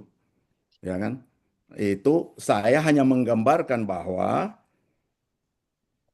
menurut Yohanes segera. Kenapa segera ini kok lama sekali? Apakah Yohanes salah? Dia tidak salah. Ya kan? Karena memang ada masa yang Paulus katakan rahasia. Ya kan? Yang kita kenal sebagai dispensasi rahasia. Tidak pernah diberitakan sebelumnya. Ya kan? Sehingga, nah, memang Yohanes tidak tahu mengenai waktu. Tidak usah Yohanes, Rasul Paulus coba. Dia katakan, saya mau katakan kepada kalian satu rahasia. Apa yang dia anggap sebagai rahasia?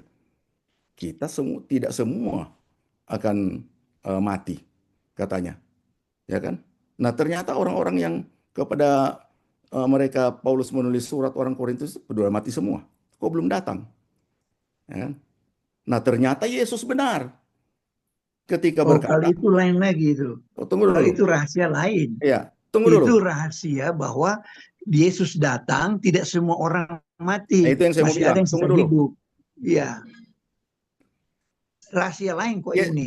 Itu rahasia makanya dispensasi. Yesus benar ketika mengatakan jangan cuma sedangkan malaikat jangan apa malaikat di surga enggak tahu. Anak manusia pun enggak tahu kata dia. Ya kan? Jadi Yesus benar. Yesus tidak tahu mengenai waktu. Yohanes tidak tahu mengenai waktu. Andai kata mereka bisa mengatakan dia mau datang itu 20 tahun lagi, 100 tahun lagi, 1000 tahun lagi, ya kan? Andai kata mereka berarti mereka tahu. Ya kan? Mereka tidak tahu sama sekali. Dan Yesus benar.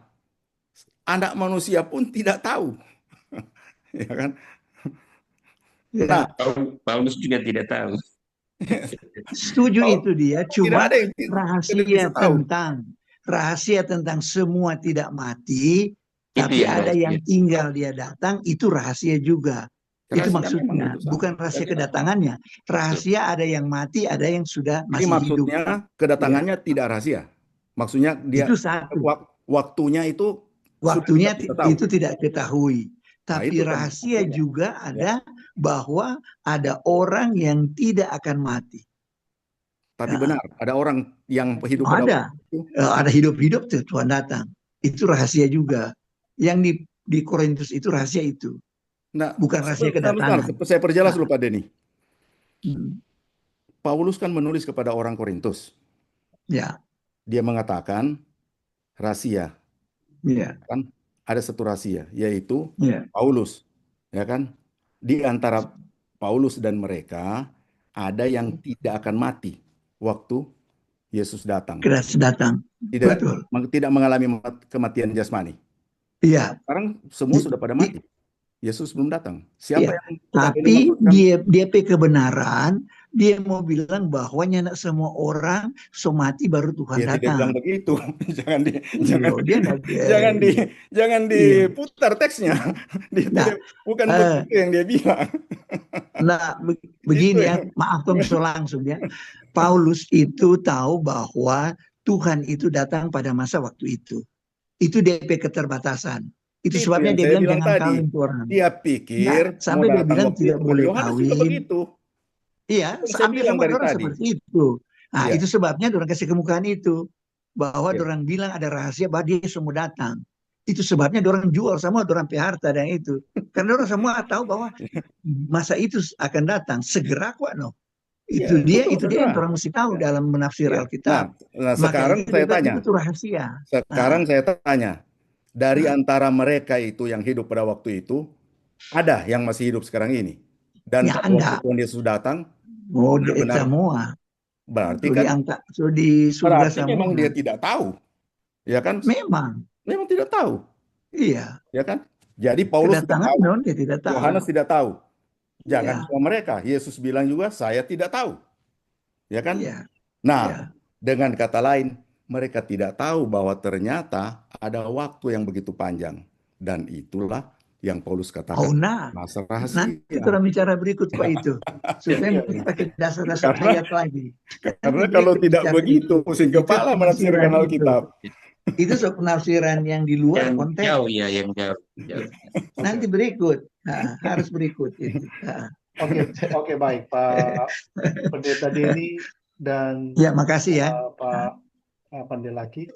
Terima kasih untuk diskusi ini dan saya pikir ini sangat sehat. Pak, saya mau menambahkan tapi mungkin Pak kalau bisa ini 2 menit. Silakan Pak Seth. Ya, saya kira tadi sudah dicerahkan oleh Pak Johan maupun Pak Denis, mulai dari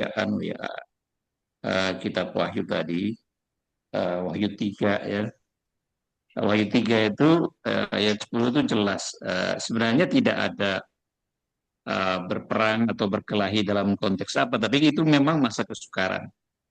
Jadi orang-orang percaya Tuhan jamin akan dilindungi. Nah, saya melihat ini sesuai dengan konteks yang disebutkan oleh Tuhan Yesus dalam Matius 24 ayat 22. Jadi bagi saya sesuai dengan penjelasan tadi memang banyak kali orang keliru menafsirkan keadaan manusia saat Yesus datang yang ditulis oleh Rasul Paulus itu sebagai kedatangan rahasia. Padahal sebenarnya yang rahasia itu adalah situasi bagaimana keadaan manusia. Ada yang masih Sebentar, hidup. Pak. Belum kita diskusi langsung ya. Enggak. Yang Bapak maksudkan dengan dilindungi itu apa? Yang saya maksudkan ya tentunya Tuhan akan ada upaya yang dilakukan oleh Tuhan secara ajaib. Maksudnya mereka dilindungi secara fisik, begitu? Bisa fisik, bisa rohani. Bapak silakan baca Wahyu 12 ayat 11, saya sudah terangkan tadi. Tolong dibaca. Mungkin Bapak nggak ada waktu saya menjelaskan tentang itu. Wahyu 12 ayat 11. Saya kira kan untuk setiap jemaat urayanya kan beda-beda. Ya, beda-beda, tapi tolong dibaca dulu. Wahyu 12 ayat 11. Supaya kata melindungi ini, jangan kita salah tafsir. Baca pasal 12 ayat 11. Ya. Nah, dan mereka mengalahkan dia oleh darah anak domba dan oleh perkataan kesaksian mereka. Terus memang akan ada keadaan yang sulit. Bentar Pak, saya jelaskan dulu ya. Ya. Mereka mengalahkan dia oleh darah anak domba dan oleh perkataan kesaksian mereka. Karena mereka tidak mengasihi nyawa mereka sampai ke dalam maut. Ya. Pak, orang-orang itu kira-kira kalau Pak Johan di situ, Pak Johan bisa nggak? Dilindungi artinya apa? Artinya pada pasal 13 dijelaskan seluruh dunia itu akan menyembah iblis dan mereka akan dicap. Kalau menyembah, dicap ya. Tuhan melindungi, yaitu membuat mereka tidak dicap. Bagaimana caranya? Mereka tidak dicap. Cap apa itu? Cap iblis. Kalau dia dicap iblis, masuk ke dalam lautan api kekal. Betul. Ya kan? Di Itulah sini murka. ini pertempuran secara rohani yang di pasal 12. Karena apa? Karena di pertempuran fisik kalah, Pak. Orang percaya di pasal 13, silakan baca pasal 13. Ya, pasal 13 Panjang. ya, enggak semua ayat. Saya cuma mau tunjukkan bahwa secara fisik kalah. Ya.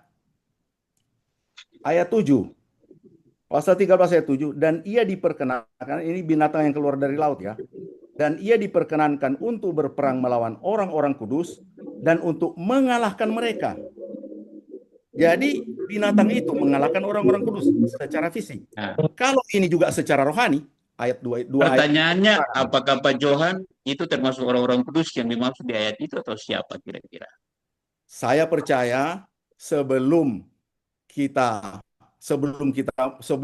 masuk ke masa itu kita sudah terangkat. Karena apa? Saya percaya Dan kita di situ kita berbeda, Pak. Di situ kita berbeda. Ya, itu kita Ya, beda. di situ kita berbeda. Saya mau hormati aja pendapat Ya, Bapak. ya. Ya, tetapi yang saya jelaskan tadi itu konsisten dengan yang saya kemukakan, ya kan? Dan pasti tiap orang akan sulit menjelaskan Wahyu pasal 3 ayat 10 kalau berpikir bahwa melindungi di situ, melindungi secara fisik. Pasti akan mengalami kesulitan. Karena bagi yang menang, dia ada 3. Disucikan oleh darah Kristus, dia bersaksi terus-menerus, dan dia apa yang tadi tidak menyayangkan nyawanya sampai mati. Karena itu baca di dalam pasal 3 jemaat-jemaat itu dinasihatkan supaya setia sampai mati. Guna apa Yesus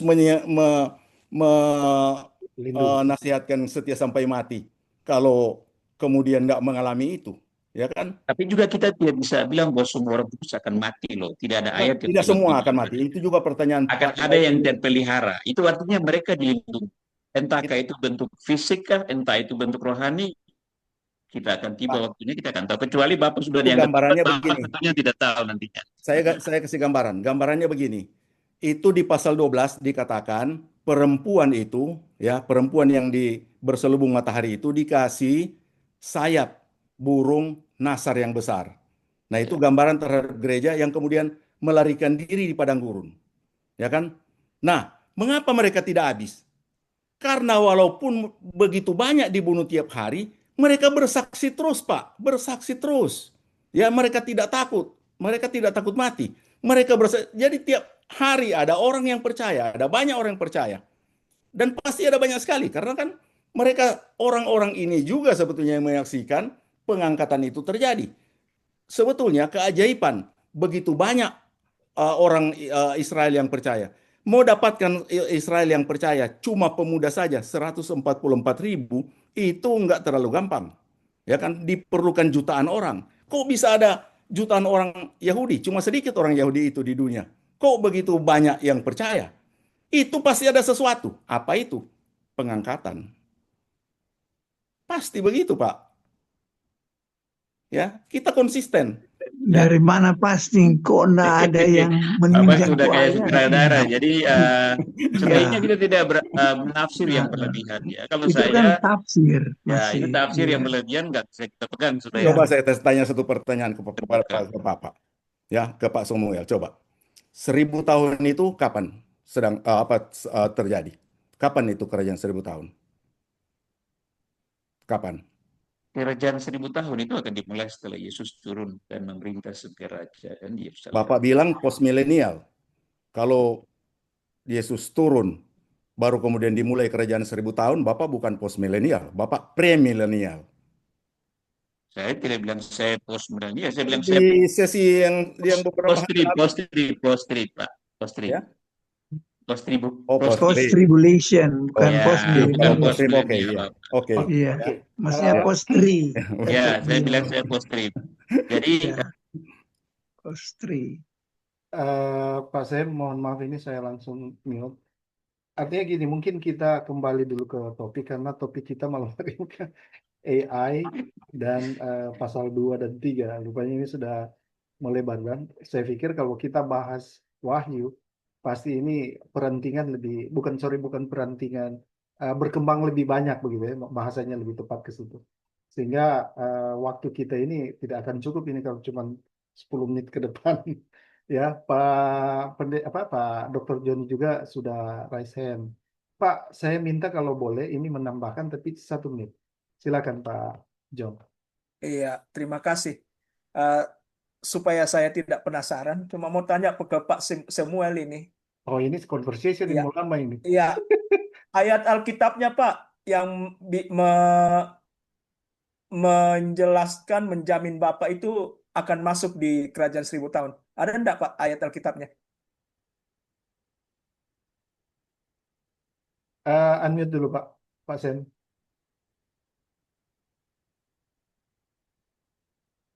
Pak Sen posisi sekarang mute. Bisa di unmute dulu Pak. Mic-nya.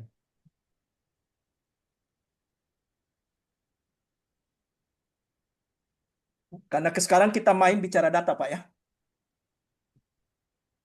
Silakan Pak. Ayat Alkitab yang menjamin Pak Samuel itu masuk di kerajaan 1000 tahun. Oh iya. Mungkin Bapak, karena Bapak Sebut saja ayatnya Pak. Sebut saja ayatnya Pak yang menjadi dasar Bapak. Supaya singkat waktunya. Oke. Pertama, saya punya ayat Yohanes 3 ayat 16, Roma 5 ayat 8. Boleh dibaca Pak? Boleh dibaca? Karena begitu besar kasih Allah akan dunia ini sehingga ia mengerahkan anaknya yang tunggal supaya setiap orang yang percaya kepadanya tidak binasa dan memperoleh hidup yang kekal. Apakah ayat itu untuk kerajaan 1000 tahun Pak? Yang pasti yang memerintah di Nah, kerajaan. pertanyaan saya adalah, apakah ayat itu untuk kerajaan 1000 tahun, Pak? Kita tidak bisa membahas ayat per Oh, ayat enggak, Pak. itu. Bapak Karena kan dalam mengatakan kerajaan 1000 dasar, tahun itu kan Yesus memerintah. iya, Dan Bapak Yesus mengatakan dasar ayat Bapak masuk kerajaan 1000 tahun adalah Yohanes 3 ayat 16. Pertanyaan saya adalah, apakah ayat itu benar untuk kerajaan 1000 tahun? Nah, Bapak bisa tunjukkan bahwa orang Oh, enggak, saya yang ada bertanya, dalam Pak. kerajaan Saya 1000 bertanya. Bapak yang jawab saja. Ini sudah Artinya apa, konteks. Pak? Ketika Bapak mengatakan Pak Johan menggunakan ayat lain tanpa dasar, hal ini terbukti justru Bapak yang nggak menggunakan ayat yang tanpa dasar. Nggak tepat, Pak. Gitu. Bapak nggak tepat menggunakan Yohanes 3 ayat 16 untuk menjelaskan kerajaan 1000 tahun, Pak. Itu penyesatan luar biasa, kan, Pak? Harus ada dasar, Pak. Menafsir dan menyesatkan beda, Bapak. Oh iya. Yohanes 3 Kita ayat mesti 16 lihat kan bukan hubungannya dasarnya, Pak. dulu. Kalau Bapak langsung menyimpulkan kayak gitu, susah. Enggak susah, Pak. Karena Bapak tidak bisa mempertanggungjawabkan bahwa Yohanes 3 ayat 16 itu memang relevan untuk kerajaan 1000 tahun. Bapak mengatakan saya pakai dasar itu. Padahal tidak relevan, Pak. Ini kan sebenarnya cocokologi, Pak, namanya. Boleh saya tambah.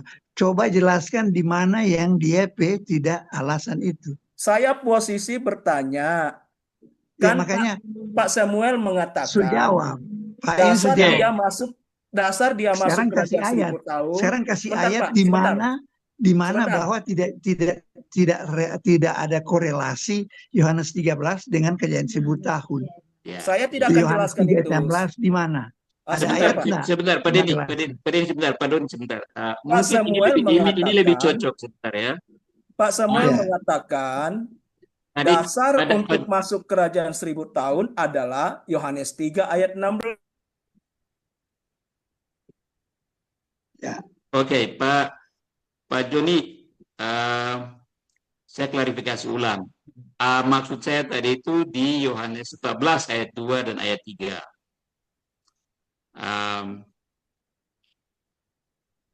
Di situ dibilang, di rumah Bapakku banyak tempat tinggal. Jika tidak demikian, aku tentu tidak mengatakannya kepadamu. Sebab aku pergi ke situ untuk menyediakan tempat bagimu, dan apabila aku telah pergi ke situ dan telah menyediakan tempat bagimu, Aku akan datang kembali dan membawa kamu ke tempatku, supaya di tempat di mana aku berada, kamu pun berada. Jadi ketika Yesus ada di kerajaan 1000 tahun memerintah sebagai Raja Damai, saya di situ Bapak. Saya tadi agak sedikit buru-buru, jadi saya keliru kutipnya. Oke, Tapi mungkin silakan. kalau Bapak punya ayat yang membantah pernyataan Yesus itu, ya saya sih, ya itu yang saya pegang. Jadi Yesus bilang, di mana aku ada, di situ kamu pun berada. Makanya saya yakin dalam kerajaan 1000 tahun saat Yesus memerintah, saya ada di situ. Sekian Pak. Oke, Pak John mau menambah. Sebentar Pak, sebentar, satu kali. Pak Samuel, ketika Yesus ada di kerajaan 1000 tahun, Yesus tidak ada di sorga?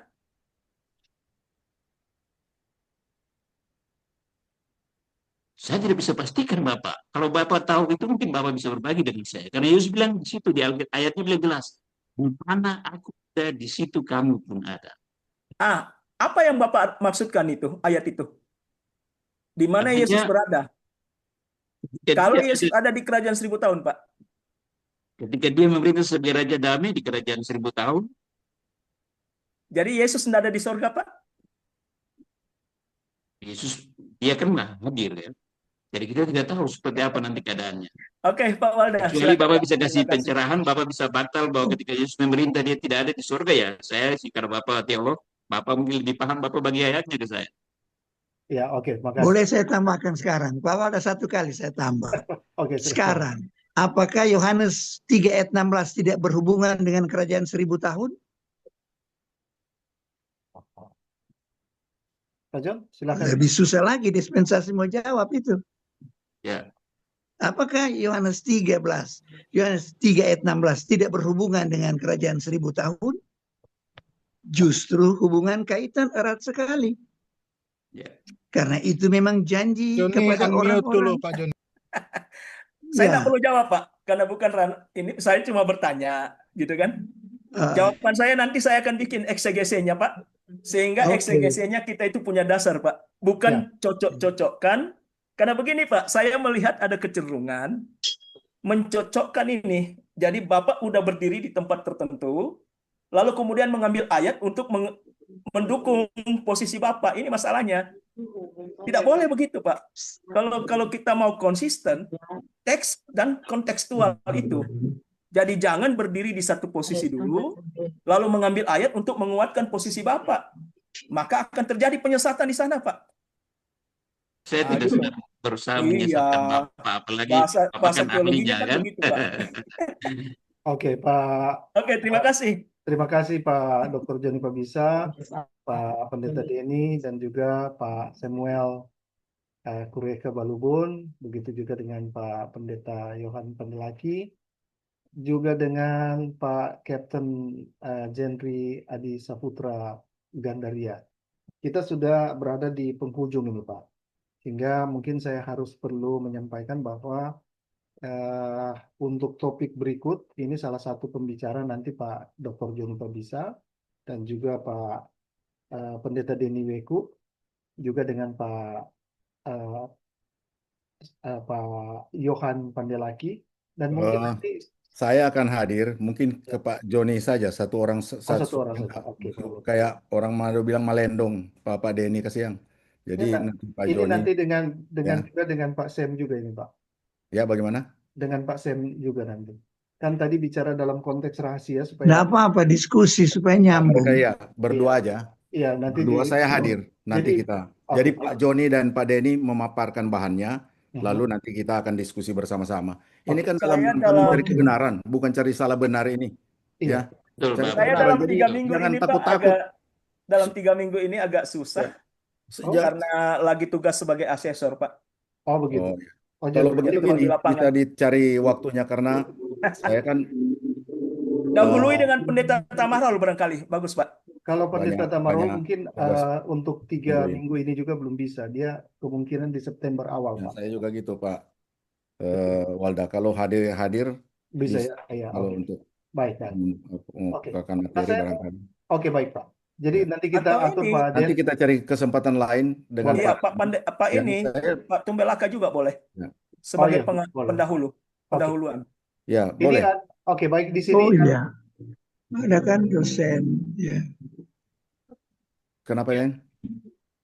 memang di sini Pak Den kita coba untuk membahas kitab Wahyu lebih khusus karena saya Hmm, rencana Pak Boy, sorry, Pak Yohan Pandelaki, boleh aja, Pastor Pak. biasa, Pak Yohan Pandelaki itu bisa berseri begitu sampai pada pasal 3, ini kan pasal 2 dan 3, 1, 2, 3.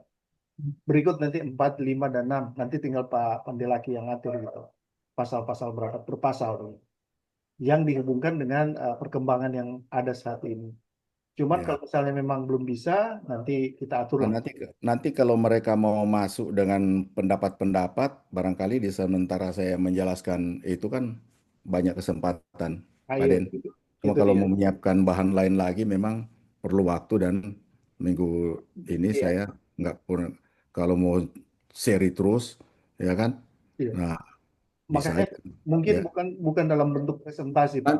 Nanti bisa kita diskusi juga ke Boleh. yang rahasia itu kan? Kan Iya. rahasia. Oke, berarti Yang kalau begitu nanti rahasia. kalau begitu Ya. Pak Den, orang bikin rahasia untuk pertemuan berikut lagi ya, Ya, cari waktu dari waktu. untuk rahasia. Oke. Eh, Coba mungkin ajak dulu Pak Pak Tumbelaka ya, Oke. sementara supaya saya belum mendalami materi lain Oke, Pak. karena Yo. ya Oke. walaupun Eh, saya kira tidak apa-apa, kan orang terbuka. Kita ya, komang pengajar pertama teologi dispensasi yang Pak Boy ada ya, terjemahkan itu kan, ya, masih institut dulu kita tahu. Jadi tidak apa-apa, kita orang open di situ supaya ya boleh. lebih Ya, masukan, nggak usah di itu. Ah, cari waktu ya, cari waktu iya, yang Baik, lain. saya mau kalau bicara begitu karena saya jangan dulu tahu, bukan saya tidak tahu. Saya Ah, jangan nggak, dulu minggu depan, Dang, ya. ya saya iya. terus terang kalau tiap minggu agak susah juga, Oke, oke. banyak Baik. tugas. Sedangkan 1 minggu ini aja sampai 4 jam. Oke, baik. Terima kasih Oke, untuk oke. semuanya. Di sini ada Oma Sarah Tatu. Ini sudah malam. Ada Ibu Rona Kadubun ya, Kadubun. Baru Pak Benjamin Tagalayuk. Baru Ibu Nancy, Ibu Esther. Ibu Heni Sandala Jafar ini. Luar biasa sampai malam.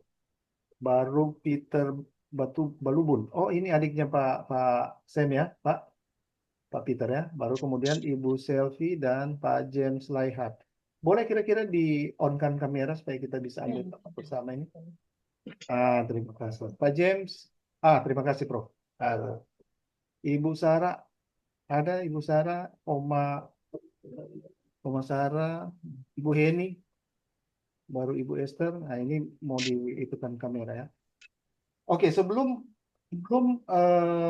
para narasumber untuk memberikan closing statement, adakah di luar dari yang sudah kita bicarakan itu, Pak James, Laihat atau yang lain mau menyampaikan sesuatu? Silakan. Di luar dari yang tadi sudah bicara, mungkin ya. Pas, Pak. Pas. Oh, pas. Oke. Oma Sarah, satu. Pak Benjamin mau menyampaikan sesuatu, Ibu Heni, Ibu Esther? Kalau tidak, maka saya memberikan kesempatan terlebih dahulu Pak Jendri untuk memberikan closing statement. Silakan, Pak. Terima kasih. Saya ambil dari slide yang terakhir itu. Ilmu pengetahuan memisahkan segala sesuatu untuk melihat cara kerjanya. Agama menyatukannya untuk melihat maknanya. Lord Jonathan Sacks. Tetapi melalui Alkitab, kita sebagai orang percaya, iman bukan memisahkan atau menyatukan segala sesuatu, tetapi iman adalah dasar dari segala sesuatu yang kita harapkan dan bukti dari segala sesuatu yang tidak kita lihat. Terima kasih. Baik, terima kasih. Lanjut ke Pak Yohan Pandelaki, silakan Pak. Ya, saya melihat dunia itu makin lama makin dituntun kepada kepalsuan dan kepalsuan yang benar-benar akan ada pada puncaknya itu sedang digarap melalui AI ini, ya kan? Nah, ke depan Yesus menuntut ya, sebetulnya bukan cuma ke depan, Tapi di masa depan yang kita lihat itu kemurnian ya yang dituntut. Sama dengan di depan itu, sekarang juga sebetulnya iman di setiap zaman itu harus murni, ya kan? Dan murninya memang harus maksimal, ya. Jadi AI sementara mengembangkan kepalsuan, sementara Yesus menuntut murid-muridnya, pengikut-pengikutnya untuk tetap murni. Walaupun AI itu tergantung penggunaannya, apakah itu digunakan oleh tangan yang benar atau tangan yang salah akan tergantung pada itu, tetapi itulah alatnya ya yang bisa digunakan untuk kepalsuan yang sangat maksimal. Yesus ingat selalu menuntut kemurnian. Itu saja. Baik, terima kasih untuk closing statement dari kedua narasumber. Kita berikan applause dulu nih. Baik, terima kasih ya. Kami dari Grace Ministry mengucapkan terima kasih terlebih dahulu untuk Pak Captain Jendri Gandaria dan juga Pak Johan Pandelaki. Dan kami juga menyampaikan terima kasih untuk Prof. Jimmy Posangi dengan setia ini Prof. Terima kasih untuk waktu. Mahal sekali tapi kalau di surga ini luar biasa. DP penghargaan. Di apa yang kita tidak lihat, apa yang kita tidak dengar, yang kita tidak rasakan akan diberikan bagi mereka yang mengasihi. Ya, saya pikir untuk kita semua, Amin. kita Denny Weku juga, Dr. Jennifer Bisa, Pak Samuel, Pak Will Marianis, Oma Sarah, Bung Yoram, Ibu Esther, Ibu Heni, yang Pak James Laihat yang sudah setia. Tentunya kami dari Grace Ministry menyampaikan terima kasih. Untuk doa tutup, kami persilakan Pak James Laihat untuk menutup. Ini Ketua Jemaat di Dumoga ini Pak, Pak Prof. Ini. Ya, Oke, silakan. atas kesempatan, mari kita berdoa. Kami bersyukur Tuhan karena kebaikan-Mu, maka kami boleh menyempatkan diri untuk bersama-sama di dalam Zoom malam hari ini. Banyak hal yang kami dapat, banyak hal yang kami dengar, sehingga biarlah ini boleh menjadi berkat bagi kehidupan kami, dan masih ada tentunya pertemuan yang akan datang. Kami berharap Tuhan, Kau menyertai kami sehingga kami tetap bersama-sama di dalam pertemuan seperti ini. Karena kerinduan anak-anak Tuhan, benar, pengetahuan kebenaran adalah merupakan sesuatu yang dirindukan. Sebab itu biarlah kami boleh menjadi banyak orang. Terima kasih Tuhan pada para narasumber yang sudah membimbing kami, boleh memperdengarkan pengetahuan kebenaran, ini boleh menjadi ilmu dan bekal bagi kami. Terima kasih Bapak, malam ini kami akan beristirahat. Setelah Tuhan selalu menolong kami sehingga kami boleh dibangunkan dengan tubuh yang sehat, diberkati. Ada pertemuan lagi di hari yang akan datang. Di doa dan permohonan kami Bapa, di dalam nama Yesus kami berdoa, kami bersyukur pada Bapa di sorga. Amin. Amin. Amin. Amin.